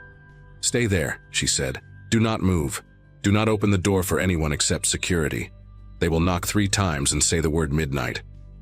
I slid down the wall until I was sitting on the floor, my sequined dress bunched up around my thighs, and I waited. The bathroom door opened twice while I sat there. The first time, I heard heels clicking on tile and 2 women laughing about someone named Brad who had apparently kissed the wrong girl at the bar. They fixed their makeup, complained about the line, and left without ever knowing I was 10 feet away fighting to stay conscious. The second time was worse. The door creaked open slowly, and there were no voices, no heels, just the soft thud of flat shoes on tile. I held my breath, which was difficult because my lungs felt like they were wrapped in plastic. The footsteps moved methodically, stopping at each stall. I watched the shadow pass under the gap at the bottom of my door, a dark shape that paused for just a moment too long. Then a knock. Not 3 knocks. Just one, slow and deliberate. I pressed my hand over my mouth to keep from making any sound. The shadow lingered, and I could hear breathing on the other side of the door, patient and unhurried. Then the main bathroom door burst open and a woman's voice cut through the silence like a blade. "Security, we are clearing the restroom."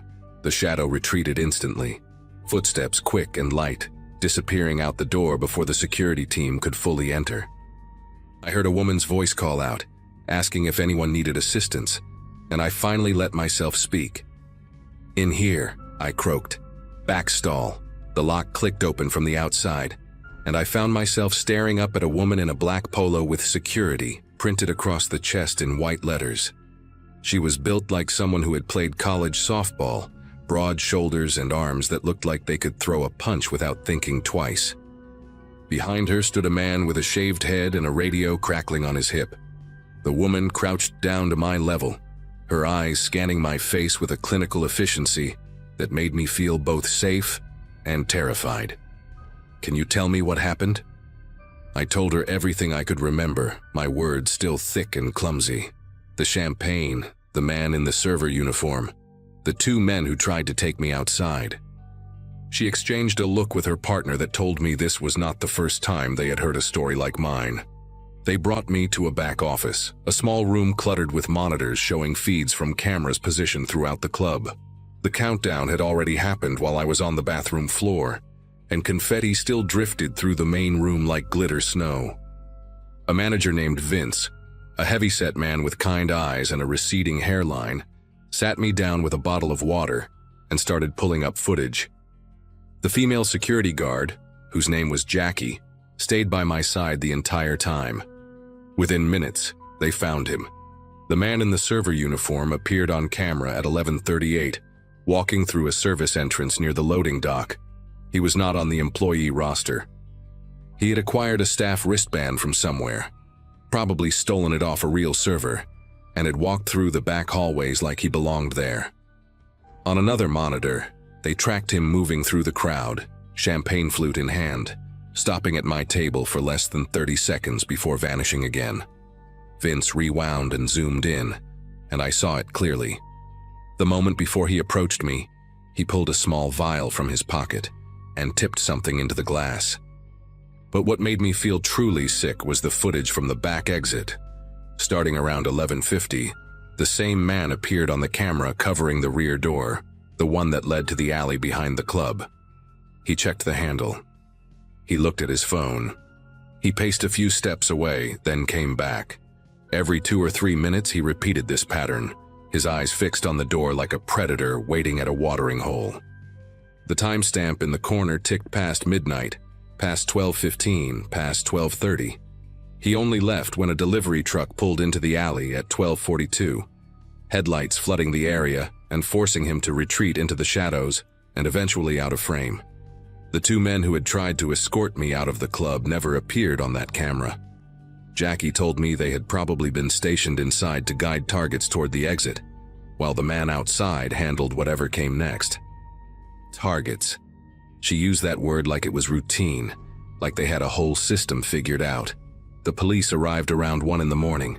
2 detectives, a man and a woman, took my statement, while a paramedic checked my vitals and drew blood to confirm what everyone already knew. They found traces of gamma-hydroxybutyrate in my system, the same substance that shows up in dozens of cases like mine every year. Heather finally appeared around 1:30. Mascara streaked down her face, sobbing and apologizing for disappearing. I did not have the energy to be angry with her. The detectives told me they would pull the footage, run facial recognition, do everything they could. But their tone carried a weight I recognized, the kind of professional pessimism that comes from working too many cases that go nowhere. The men knew how to avoid being identified. They wore no distinctive clothing, had no visible tattoos, and the camera angles never captured a clear shot of the tall one's face. The wristband had been reported stolen by a server who noticed it missing around 10:45, but assumed he had simply misplaced it in the chaos of the night. These men had done this before. They would probably do it again. I spent New Year's Day in bed, curtains drawn, jumping at every sound from the hallway outside my apartment. Heather stayed with me for 3 days straight, sleeping on my couch and checking the locks every few hours. The bruises on my arm turned purple, then yellow, then faded into nothing. The police called twice over the following weeks, once to confirm the toxicology results, and once to tell me they had not been able to identify any of the 3 men. The case went cold, filed away with hundreds of others just like it. I still think about that night, about the single knock on the bathroom stall door and the breathing on the other side. I think about the man waiting by the back exit, checking his phone, patient as a spider in a web. Sometimes I wonder if he found someone else that night after I escaped, someone who did not make it to the bathroom in time. I do not go to clubs anymore. I do not accept drinks I did not watch being poured. And every December 31st, while the rest of the world celebrates, I stay home with the doors locked and the lights on, grateful to be alive and terrified of the people who tried to make sure I would not be.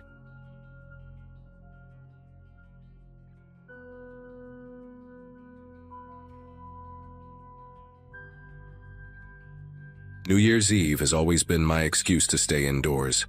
While everyone else floods the streets and packs into bars, I prefer the quiet of my own apartment. A modest 2-bedroom unit on the 3rd floor of a building in a working-class neighborhood just outside of Houston. My sister Vicky keeps telling me I need to get out more, that turning 34 means nothing if I spend every holiday like a hermit.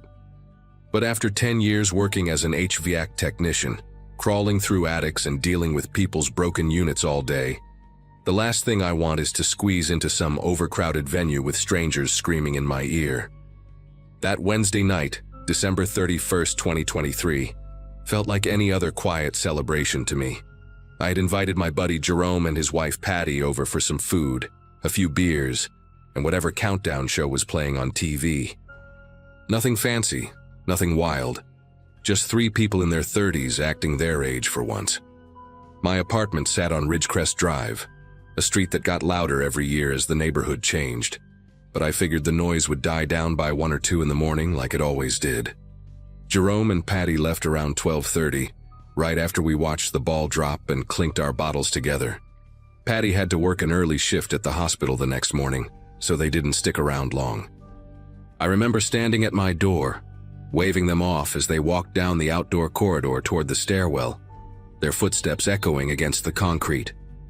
The air outside was thick with the smell of gunpowder and barbecue smoke, and I could hear fireworks popping somewhere in the distance, or at least what I assumed were fireworks. That distinction would matter a lot more in about 20 minutes. I closed the door, locked the deadbolt, and started gathering up the paper plates and empty bottles from my coffee table.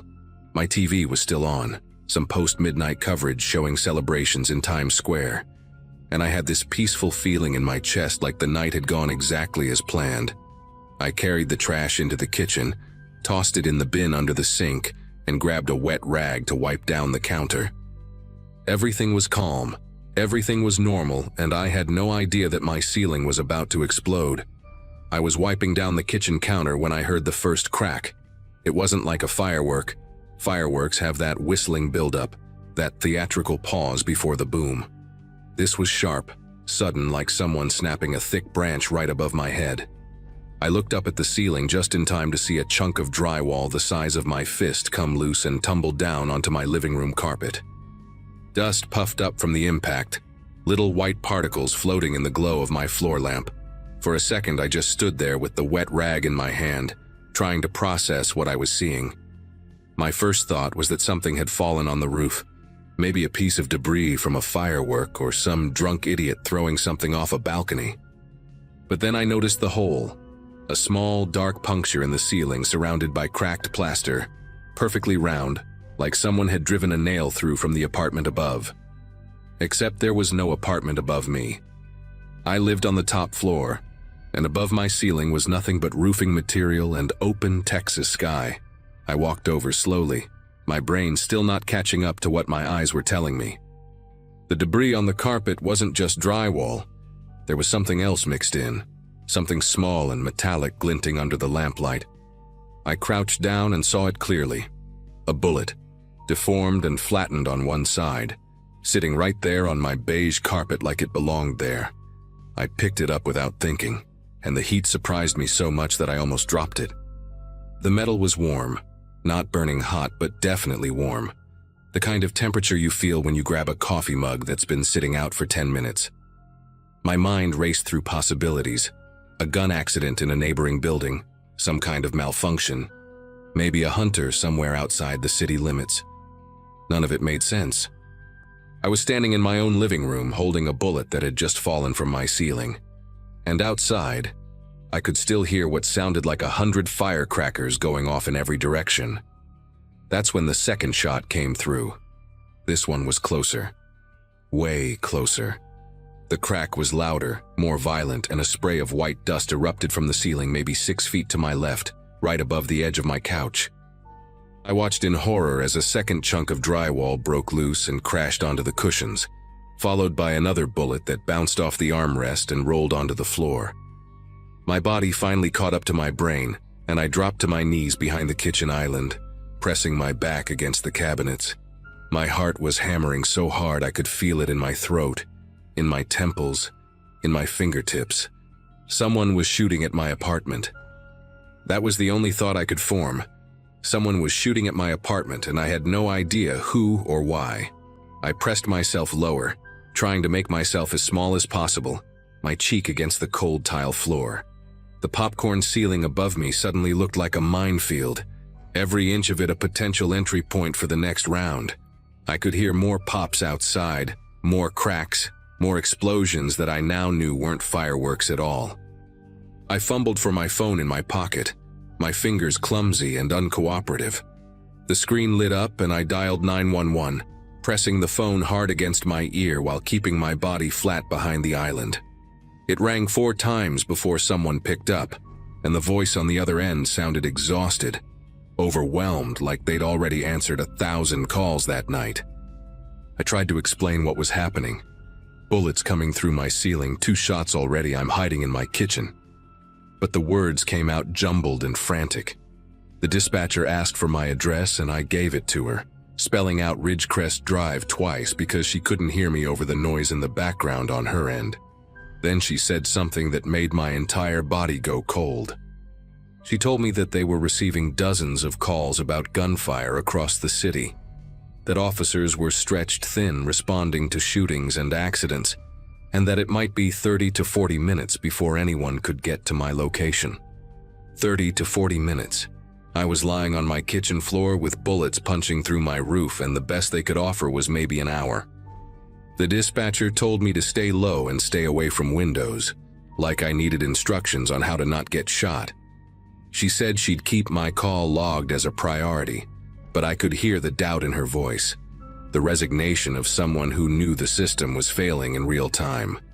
I thanked her anyway and hung up, then immediately called Jerome. He picked up on the second ring, his voice groggy like he'd already fallen asleep in the car ride home.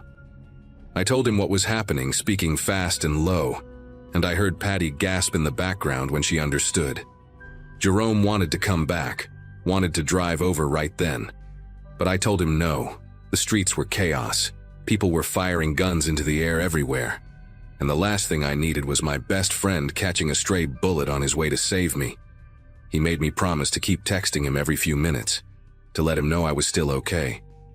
I promised, even though I had no idea if I would be okay, if any of us would be okay, if this nightmare would ever end. I army crawled from the kitchen toward the hallway, keeping my body as flat as possible against the tile. My bathroom was at the end of the hall, a small, windowless room with a cast-iron bathtub that my landlord had never bothered to replace. In that moment, that old ugly tub seemed like the safest place in the world, surrounded by walls on all sides, no ceiling exposure to the roof, just solid porcelain and iron between me and whatever was falling from the sky. I pulled myself along the floor, my elbows burning against the rough surface, my breath coming in short, ragged bursts. Another crack echoed somewhere outside, followed by a whoop of celebration and more gunfire. I realized then what was happening, why the bullets were coming down at random angles, why the police couldn't stop it. It wasn't a shooting in the traditional sense. It was celebratory gunfire. People all over the neighborhood, maybe all over the city, firing their pistols straight up into the air to ring in the new year. And what goes up, as they say, must come down. Every bullet that left those barrels was arcing through the night sky and falling back to earth with enough force to punch through roofing material, through drywall, through flesh and bone if you were unlucky enough to be in its path. I made it to the bathroom and climbed into the tub, pulling myself over the cold porcelain edge and curling up at the bottom like a child hiding from a thunderstorm. The cast iron pressed against my spine, hard and unforgiving, but I didn't care. I lay there in the dark, staring up at the bathroom ceiling, listening to the chaos outside, Every pop made me flinch. Every crack sent a jolt of adrenaline through my system. I kept my phone clutched against my chest, the screen lighting up every few minutes with texts from Jerome asking if I was still alive. I typed back one-word responses. Yes, okay, still here. Because I couldn't manage anything more. Time moved strangely in that bathtub. Minutes felt like hours, and hours felt like days. I could hear music playing from somewhere down the street, bass thumping through the walls, people laughing and shouting like the world wasn't raining bullets. At one point, I heard a woman scream, a sharp piercing sound that cut through everything else, and I pressed my palms over my ears and squeezed my eyes shut and prayed it wasn't what I thought it was. The third bullet came through around 1:15 in the morning. I heard it hit somewhere in the apartment, a distant thud followed by the familiar sound of debris falling. I didn't move from the bathtub. I couldn't move. My legs had gone numb from the awkward position, and my back was screaming from being pressed against the hard surface for so long, but none of that mattered. I just lay there, counting the seconds between each burst of gunfire outside, trying to calculate how many more rounds might be headed my way. I thought about my mom, who lived alone in a single-story house on the other side of town, and wondered if she was safe. I thought about Jerome and Patty, probably home by now, probably lying in their bed unable to sleep. I thought about all the New Year's Eves I had spent complaining about the noise, rolling my eyes at the reckless idiots shooting their guns into the air, never once imagining that I would end up cowering in my bathtub while their bullets punched holes through my home. The gunfire outside seemed to come in waves, intense barrages followed by brief moments of quiet, then building up again like a storm that refused to pass. Somewhere around 2:30, the shooting started to slow down. The gaps between bursts grew longer, the pops more scattered, the whoops and cheers less frequent. I stayed in the tub anyway, not trusting the silence, not trusting anything. My phone battery had dropped to 12%, and I watched it tick down with growing anxiety, knowing that if something else happened, I might not be able to call for help. At 3 in the morning, I finally heard sirens, not coming to my building, but somewhere nearby, maybe a block or two over. I wondered if someone had been hit, if that woman's scream I heard earlier had been more than just fear. I wondered how many people across the city were lying in bathtubs just like me, or hiding under beds, or pressing themselves flat against floors while the sky rained metal. The thought made me feel less alone and more terrified at the same time. By 3:30, the gunfire had mostly stopped, replaced by the distant wail of ambulances and the occasional bark of a dog. I waited another 30 minutes before I trusted myself to move, my muscles stiff and aching as I pulled myself up and over the edge of the tub. I walked through my apartment like a survivor, surveying the wreckage after a natural disaster. The living room was covered in a thin layer of white dust from the ceiling damage. I found 3 holes total, one above the carpet where the first bullet came through, one above the couch from the second, and a third near my bedroom door that I hadn't even heard happen. The bullets themselves were scattered across the floor, small deformed pieces of metal that had traveled through the night sky before crashing into my life. I picked them up one by one and dropped them into a glass jar on my kitchen counter, my hands still trembling from the adrenaline that hadn't fully left my system.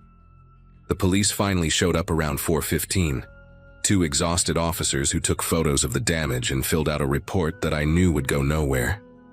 They told me that dozens of people had called in similar complaints, that at least 3 people in the greater Houston area had been hit by stray bullets that night, including a teenager who was in critical condition at Memorial Hermann.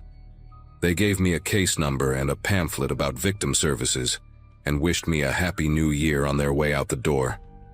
I moved out of that apartment 6 weeks later, broke my lease, paid the penalty, and found a ground floor unit in a quieter part of town where the neighbors are mostly retirees and young families. My landlord tried to charge me for the ceiling repairs, but I threatened to go to the local news with photos of the bullet holes, and he backed off pretty quick.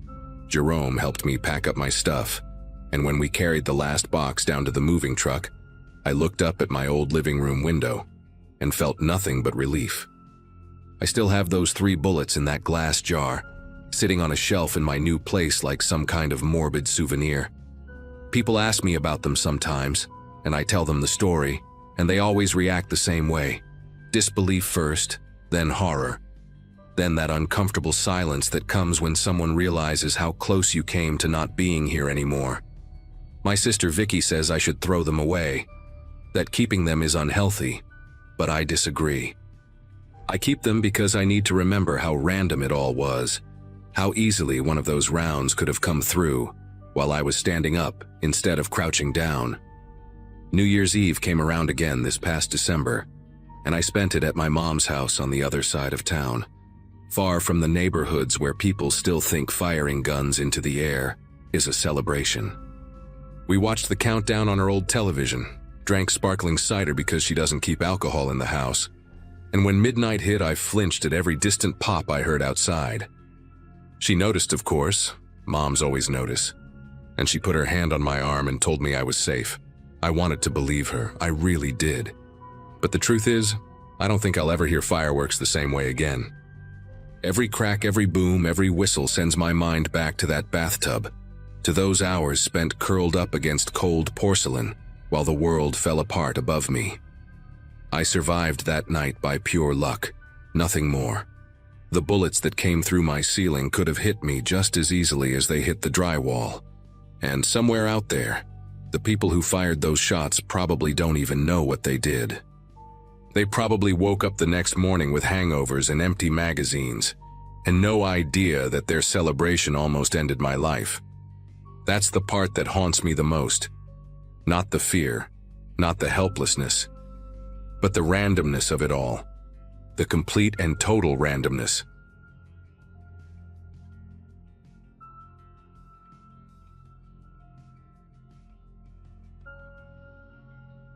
The last night of that year still sits in my memory with this strange mix of excitement and static, like a song that cuts out right before the best part. I'd headed downtown with my friend Marissa because neither of us wanted to spend New Year's Eve alone in our apartments again. The city had turned the main square into this giant glowing stage, packed with food trucks, metallic confetti drifting over everyone's heads, and a countdown timer projected against a building that reflected the lights like a cracked mirror. I remember feeling almost weightless from the noise and the closeness of people leaning shoulder to shoulder, just trying to see the fireworks better. At that moment, everything felt safe, crowded, but safe. Marissa kept tugging at my sleeve, pointing at strangers' ridiculous hats or couples rehearsing kisses too early. We laugh the way you laugh when you're trying to convince yourself the year will be different just because the clock says so. The countdown hit 0, and the square erupted with a roar so loud it felt like the air thickened around us. People jumped, hugged, screamed, and that huge surge of bodies moved in every direction at once.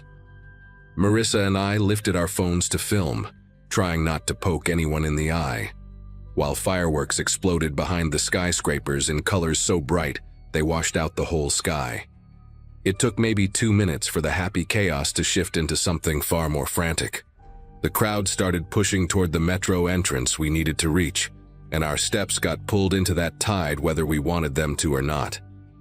Marissa was right in front of me, literally an arm's length, her hair full of glitter, her silver scarf trailing like a tail behind her. I kept my eyes on that scarf because it became the only anchor I had in the movement. By the time we reached the sidewalk near the metro steps, that anchor slipped. A group surged between us, drunk and loud, and bodies shuttled us apart in this jittery sideways motion I couldn't control. I tried calling her name, but the fireworks drowned everything out. I could still see the top of her head, but the stream of people pushed her forward faster than me, almost funneling her toward the entrance. It didn't feel threatening, just messy, so I figured she was getting carried ahead and would wait for me downstairs. My boot slid slightly on crushed confetti, and someone bumped my shoulder hard enough to tilt my balance. When I regained it, her silver scarf was nowhere in sight. Still, that didn't alarm me yet. It was New Year's Eve. People were basically a living river at that point.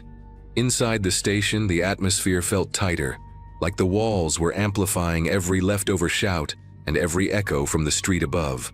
Trains were pulling in and out non-stop, trying to move crowds before things turned into another headline about injuries near the square. I stepped into the first car that opened, scanning faces quickly, expecting to see Marissa waving me over with that mocking, "took you long enough" expression she always used. Instead, my phone buzzed right as the doors were about to close. The message preview lit up my screen in this stark white box that didn't match the celebration at all. It was from Marissa, sent seconds earlier, and it read, "Someone's pulling me, help." The doors slid shut in front of me before I could step out. The train lurched forward, but my mind barely registered the movement. That message didn't match the tone of anything we'd lived in the past hour, and the wording hit me with this sharp clarity that cut through the leftover excitement. I squeezed past a couple leaning against the pole and hit the emergency intercom before I could second-guess myself. My voice came out too loud, telling the operator I needed to get off at the next stop immediately. People stared, but no one asked what was happening. Everyone looked exhausted from the crowd. When the train stopped, I pushed through the doors the second they opened and sprinted up the escalator 2 steps at a time, my heart slamming against my ribs in a messy rhythm that had nothing to do with panic attacks and everything to do with the fact that Marissa wasn't answering a single call. Outside, the fireworks were still echoing across the downtown buildings, masking sirens and shouts from somewhere close. When I reached the street level, the police presence had doubled. Officers were guiding injured people toward makeshift aid stations, and I overheard someone mention crush injuries near the center of the square. That only added to the mess in my head, but I forced myself to retrace our route as precisely as I could. Every block looked slightly distorted, as if the combination of smoke, confetti, and leftover bursts of light had thrown a filter over the city. I followed the path we'd carved through the crowd earlier, checking the ground for anything familiar. A glove, a hat, a metallic noisemaker. None of it mattered. None of it was hers. My brain kept clinging to the last clear image I had of her. That silver scarf dragging lightly against the pavement as she pushed toward the metro steps. It took me several minutes to reach the spot where we'd been separated, and that's when I noticed a shape on the ground that hadn't been there before. The scarf lay half crumpled near the side of a maintenance doorway built into the station wall. The metal door was supposed to stay locked. Every local knew that. Yet it sat slightly ajar as if someone had nudged it with their foot while passing through. The scarf looked like it had been dropped mid-movement, not placed gently. I crouched and picked it up, and there was this faint smell of the cologne she'd been wearing earlier, mixed with something damp and metallic that didn't fit the night at all. I called her again, straight to voicemail. Something in my chest tightened, and I backed away just enough to catch a breath before leaning toward the doorway. Inside the narrow opening, a sliver of yellow light flickered, the kind produced by old bulbs that hum louder than they shine. The passage led downward, not deep, but enough that the sounds of the street faded into a muffled roar. A sign on the wall read, "Authorized personnel only," and the paint was peeling like bark off a dying tree. I hesitated because stepping in felt like breaking a boundary the city had drawn on purpose. But the scarf was still in my hand, and the message on my phone hadn't magically changed. I slipped through the doorway, keeping one hand on the wall because the floor slanted unevenly. The deeper I went, the more the tunnel carried this sharp smell of dust and wet concrete, and something else, something that reminded me of a basement after a flood. The tunnel curved left, then right, like it had been added in pieces over the years without any real planning. As I walked, the noise from above dissolved completely, replaced by the echo of my own footsteps bouncing off the walls in uneven patterns. That echo wasn't consistent, though. Every few seconds there was a second sound trailing mine, not synchronized, not repeated in the same rhythm. It felt like someone ahead of me was adjusting their pace on purpose. I kept calling Marissa's name, but the tunnel swallowed my voice, smothering the edges of it. The air grew heavier as I moved deeper, and the yellow bulbs blinked more frequently, making the whole place pulse like a heartbeat I wasn't part of. Eventually, the narrow passage opened into a larger service room filled with old equipment and cables, coiled across the floor like abandoned ropes. In the center of the room, a utility cart sat turned on its side, and behind it was a small alcove, no wider than a closet. I saw movement, tiny, hesitant, like someone pulling their hand away from the light. When I stepped closer, something shifted inside the alcove and a person rushed out, stumbling into me with so much force that we both slid across the dusty floor. It was Marissa. Her eyes were wide and unfocused, her voice scratchy from screaming in a place where no one could hear her. She kept saying someone had grabbed her wrist in the crowd and steered her toward the doorway, guiding her with this unsettling confidence, like they'd done it before. Before I could make sense of any of it, a shadow moved in the far corner of the room, a figure stepping back into darkness the moment our eyes met. The outline was tall, shoulders stiff, posture deliberate. Whoever it was didn't run. They simply retreated into a side passage with the slow certainty of someone who knew the layout far better than we did. I grabbed Marissa's arm, and we bolted in the opposite direction, retracing our steps through the tunnel as fast as our legs allowed. When we reached the doorway, 2 transit officers were already there, alerted by a station tech who'd seen the door open on his monitors. They pulled us out, locked the entrance, and called for backup, while Marissa tried explaining what had happened in broken, trembling sentences. Hours later, after statements, after medical checks, after far too many questions, one of the officers told us something that has stayed with me ever since. Security footage from the metro entrances showed multiple individuals being subtly redirected toward that same locked doorway throughout the night. The person doing it blended perfectly into the crowd each time, never touching anyone long enough to draw attention. They waited for moments when fireworks exploded, when the crowd surged, when no one was looking at anything except the sky. The police never found the person in the tunnel. They searched every inch before sealing it permanently, welding the door shut so no one could enter again. Marissa and I moved out of the city a few months later, and to this day, we don't talk about that night unless someone asks why we never attend public countdowns anymore.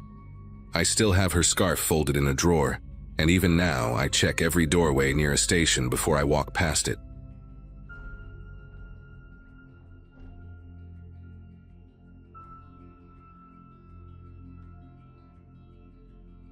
The drive home after the New Year fireworks usually felt like a small ritual for us. Windows cracked open to let out the smell of sparklers, heater buzzing, and my daughter half asleep in the back seat with one of her boots off. That night, though, the road cutting past the old industrial lots seemed darker than usual, like the streetlights were taking turns failing. I remember leaning forward in my seat, trying to make sense of the shapes outside while my brother, Mark, joked about how the town somehow looked older every year. We weren't in a hurry, just easing our way back after visiting relatives, still carrying that warm, tired feeling you get when the night went longer than planned.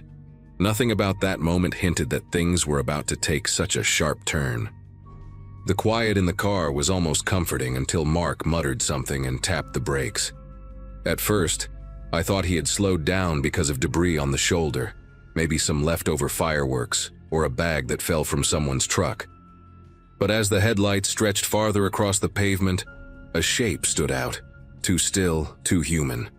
The figure lay close to the gravel line, one arm bent under the body, and the other stretched out like they'd been trying to reach the grass. My chest tightened as I leaned closer, half afraid of seeing a face. The person's jacket had this strange, reflective strip that caught the light, not the kind used on work coats, more like one someone had sewn on themselves.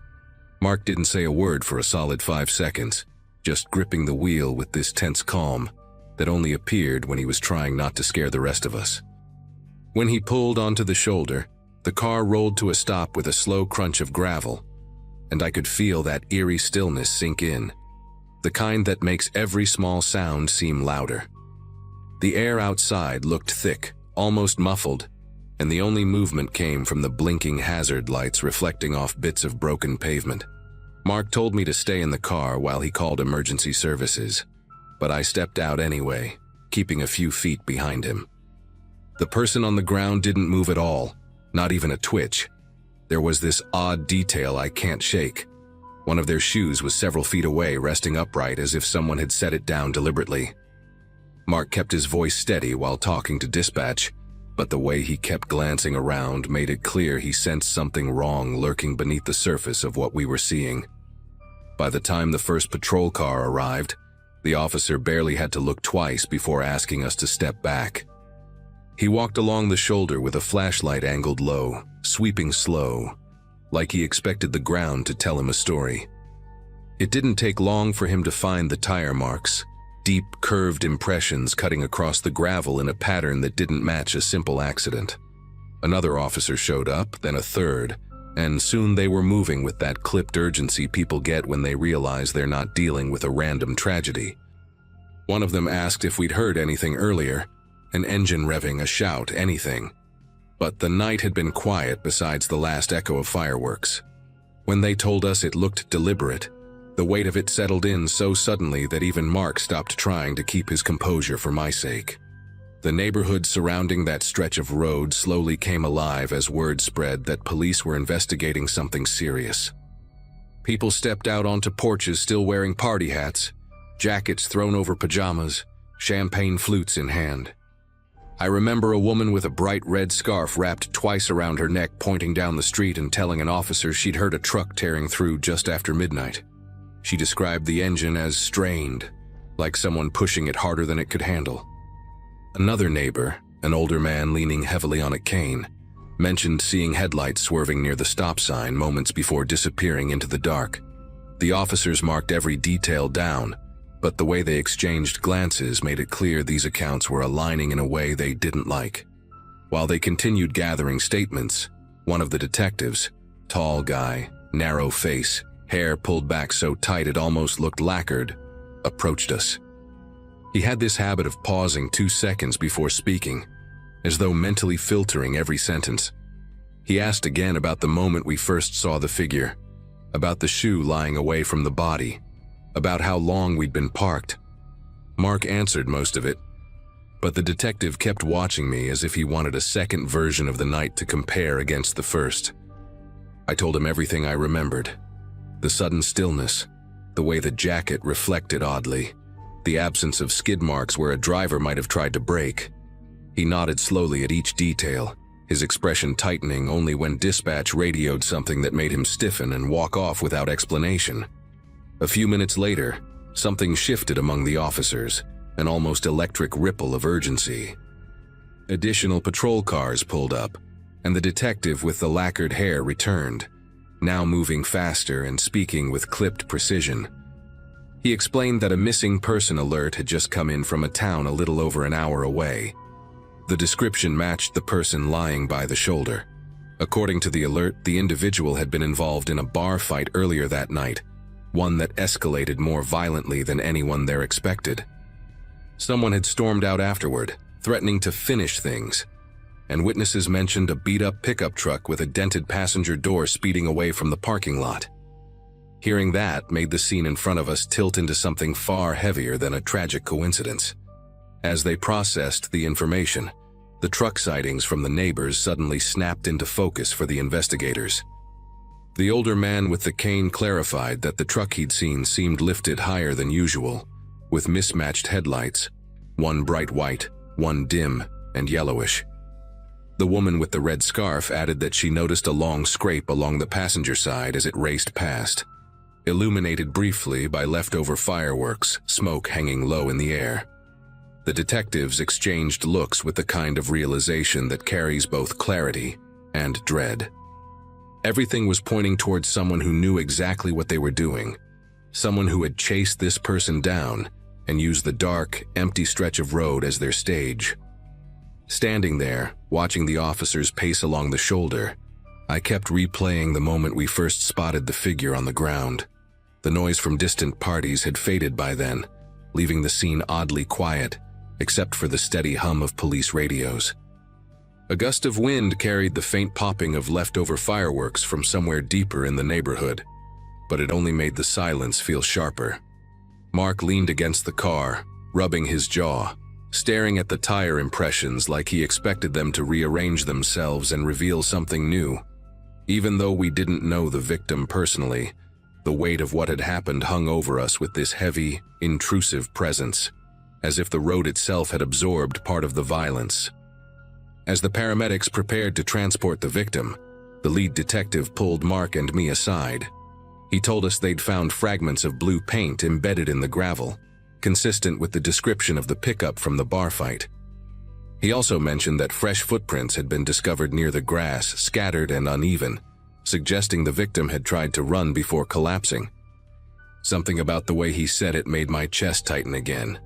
Not from fear, but from the realization that the person had likely seen the truck bearing down on them.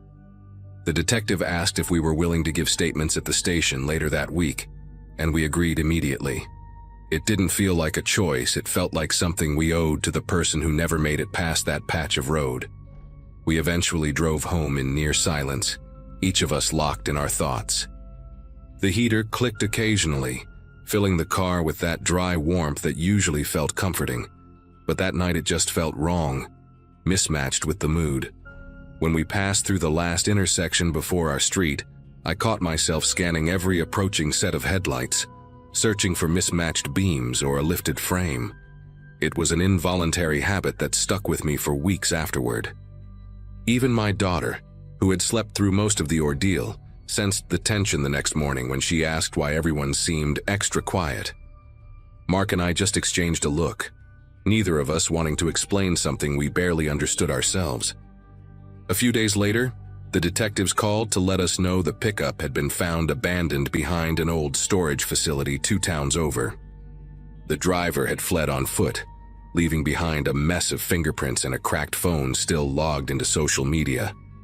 By the end of the week, they'd taken a suspect into custody, someone known for losing control when drunk, someone who'd reportedly left the bar swearing they weren't done yet. Hearing that brought a strange mix of relief and frustration. Relief because the person wouldn't hurt anyone else. Frustration because knowing the motive didn't make the scene on that roadside any easier to forget. We gave our statements, answered every question, and did what little we could. But even now, whenever New Year's comes around, I find myself thinking of that quiet stretch of pavement and hoping no one else ever ends their night the way that poor soul did.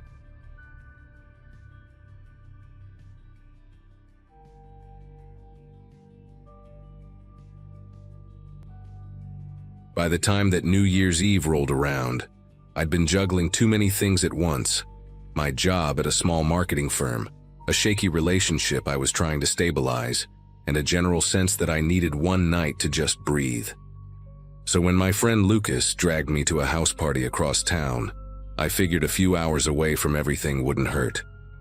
The place belonged to one of his co-workers, a guy I barely knew, and the house was packed with people leaning on countertops, laughing too loudly, clutching cheap champagne in plastic cups. I remember noticing the decor, random thrift store paintings mixed with those battery-powered candles that flicker like they're trying too hard. It felt like every room had a different playlist competing with the next. At some point, while I was standing near a doorway trying to cool off, a woman I'd never seen before approached me. Not casually, she stepped in close like she already knew me. She had sharp, restless eyes and this odd habit of tapping her thumb against her index finger like she was counting seconds. She asked my name, then immediately asked if I wanted to go somewhere quieter with her. I told her I wasn't interested and tried to be polite about it, but she didn't take it well.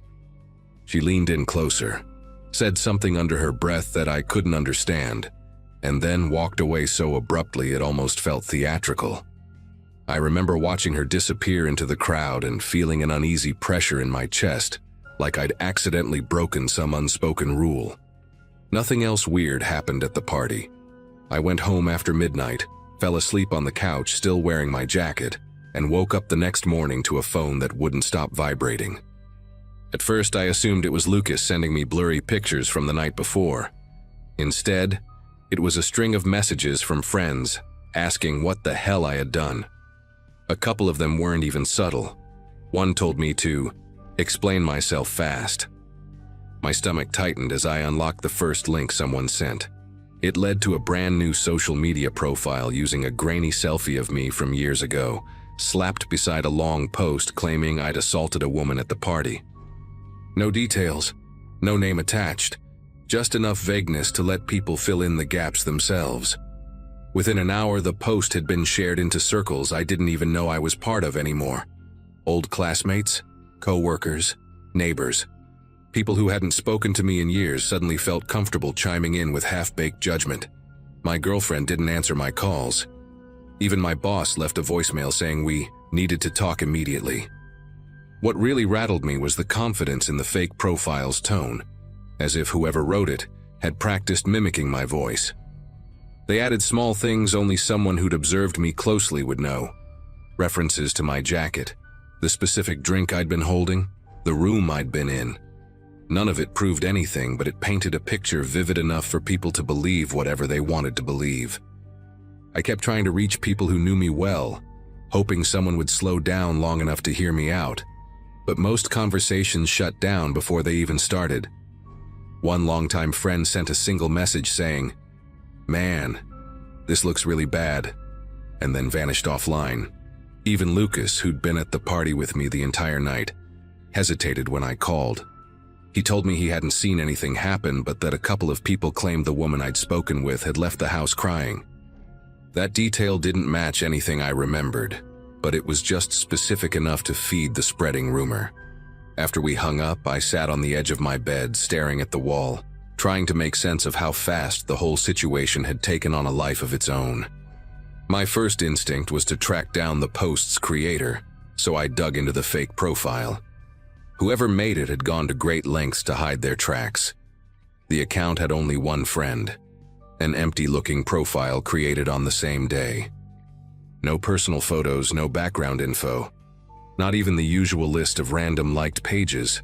Just post after post pushing the same accusation, worded slightly differently each time, almost like they were testing which version would get the most traction.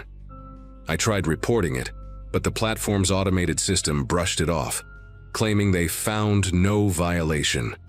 Seeing that message felt like watching a door lock on its own while I was still standing outside. That afternoon, things got worse. My girlfriend finally called, her voice tight and clipped, asking me to stay at my place for a while so she could think clearly. I could hear chatter in the background, her sister, maybe a friend, feeding her their own interpretations while she tried to talk to me. I kept replaying every second of the night in my head, searching for anything that could have been misunderstood, but nothing fit the story being told. The woman from the party had barely spoken to me beyond that strange interaction. The more I tried to explain this, the more it sounded like I was dodging blame, like I was constructing a narrative instead of just telling the truth. By early evening, someone had taken screenshots of the fake profile and reposted them in a community group connected to my workplace. Colleagues I'd never interacted with were now leaving comments wondering if the company would take appropriate action. When I tried logging into my work email to get ahead of it, I found my access temporarily suspended. That was the moment a kind of heavy electric tension settled in my chest, because it became obvious that whoever targeted me wasn't just stirring up trouble for fun. They were pushing everything toward a point where I'd be isolated, discredited, and unable to defend myself. And the scariest part was realizing that the only person at the party who'd acted strangely was the same woman, whose name I still didn't know. I decided to go back to the house where the party had taken place, hoping someone there might remember the woman, or at least give me her name. When I pulled up, the place was noticeably quieter than the night before. A couple of empty cups were still scattered in the yard, and faint music played from somewhere inside, like someone had forgotten to turn off a speaker. The host, a guy named Trevor, answered the door looking groggy and confused, wearing a hoodie with a faded logo and holding a half-eaten granola bar. When I asked if we could talk, he let me in but kept glancing at his phone as if expecting the conversation to go sideways. I explained everything as calmly as I could, watching his confusion shift into discomfort. When I mentioned the woman who had approached me, he paused as if searching his memory for something that wouldn't come. He said he didn't recognize the description at all. Sharp eyes, constant tapping, that weirdly rehearsed way she spoke. He insisted he'd never invited anyone like that and would have remembered if she'd caused any trouble. The more he denied knowing her, the stranger the situation felt. He finally admitted that a few people had mentioned seeing someone crying near the bathroom, but nobody could agree on what she looked like. Some said she wore a dark jacket. Others insisted it was light-colored. One person swore she had short hair, while someone else was adamant she had long hair pulled into a braid. It was like people were describing 4 different women. As I left the house, I called Lucas again and asked if he could meet me somewhere quiet. He showed up at a small coffee shop near the river, looking uneasy but trying to be supportive. I walked him through everything I'd found so far, and he leaned forward with both elbows on the table, tracing the rim of his cup with one finger while he listened. When I mentioned the conflicting descriptions of the woman, he nodded slowly and said something that stuck with me. It's like she wanted attention, but not an actual identity. That phrasing hit harder than he probably intended. The idea that someone could deliberately move through a crowd leaving such scattered impressions, barely consistent, yet memorable enough to weaponize, made the whole situation feel less random and more deliberate. On my way home, I decided to check the fake profile again, half hoping it had been taken down. Instead, I found a new post pinned to the top, a long message claiming I'd threatened the woman after she tried to get help. They even added a timestamp suggesting the argument had happened around the same moment I was outside talking with Lucas. The post included a blurry photo of the back of my jacket taken from an angle I didn't recognize. I hadn't felt watched at the party, but clearly someone had been paying very close attention to me. And seeing that picture, slightly tilted, taken from a doorway, made me realize that whoever started this had been close enough to brush past me without me ever noticing. When I got home, I called my brother, who's usually the level-headed one in the family, hoping he'd give me some unbiased perspective. Instead, he sounded wary, like he was choosing every word with caution. He told me he believed me, but he also said the situation was bigger than either of us expected.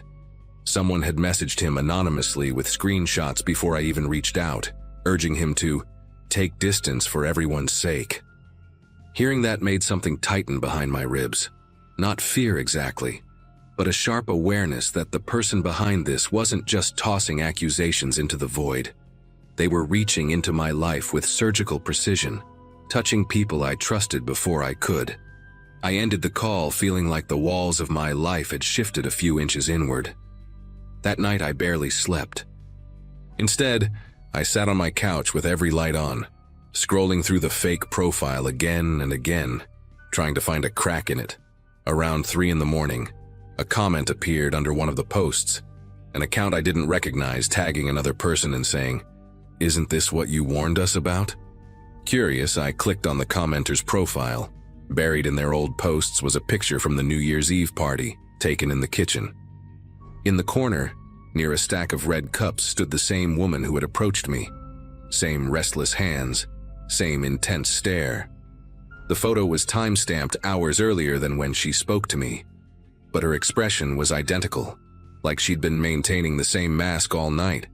And beside her stood someone I did recognize, Trevor, the host, laughing at something off camera.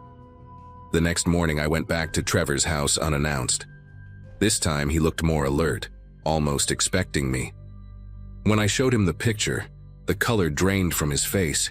He admitted he remembered the moment it was taken and said the woman had shown up with a coworker of his, a guy I'd met once years ago at a different event, someone I barely remembered, someone who, according to Trevor, had left the party early without saying goodbye. That thread unraveled fast. I looked up the coworker's old posts, and the pattern hit me in an instant. Comments he'd made about people getting away with things, vague rants about being overlooked, and several posts hinting at grudges against people who acted superior. It wasn't solid proof, but it was enough to piece together a disturbing possibility, that he'd orchestrated the entire thing out of resentment, using a stranger with enough social camouflage to stir chaos without being remembered clearly. I confronted him online, sending a long message laying out everything I'd connected. He never replied, but within an hour, the fake profile disappeared, and all the reposts from the secondary account vanished as well. My work access was restored the next day, My girlfriend came over that evening, and the tide of outrage slowly drifted away as people realized the posts were gone. Nobody apologized, and nobody admitted they'd been quick to believe a stranger over me. The whole situation just dissolved, leaving behind a silence that felt heavier than the accusations themselves. To this day, I don't know whether the woman was part of it or just someone he manipulated into playing a role. But every New Year's Eve since then, I catch myself scanning every room a little too carefully, wondering how close someone can stand without you noticing the damage they're about to cause.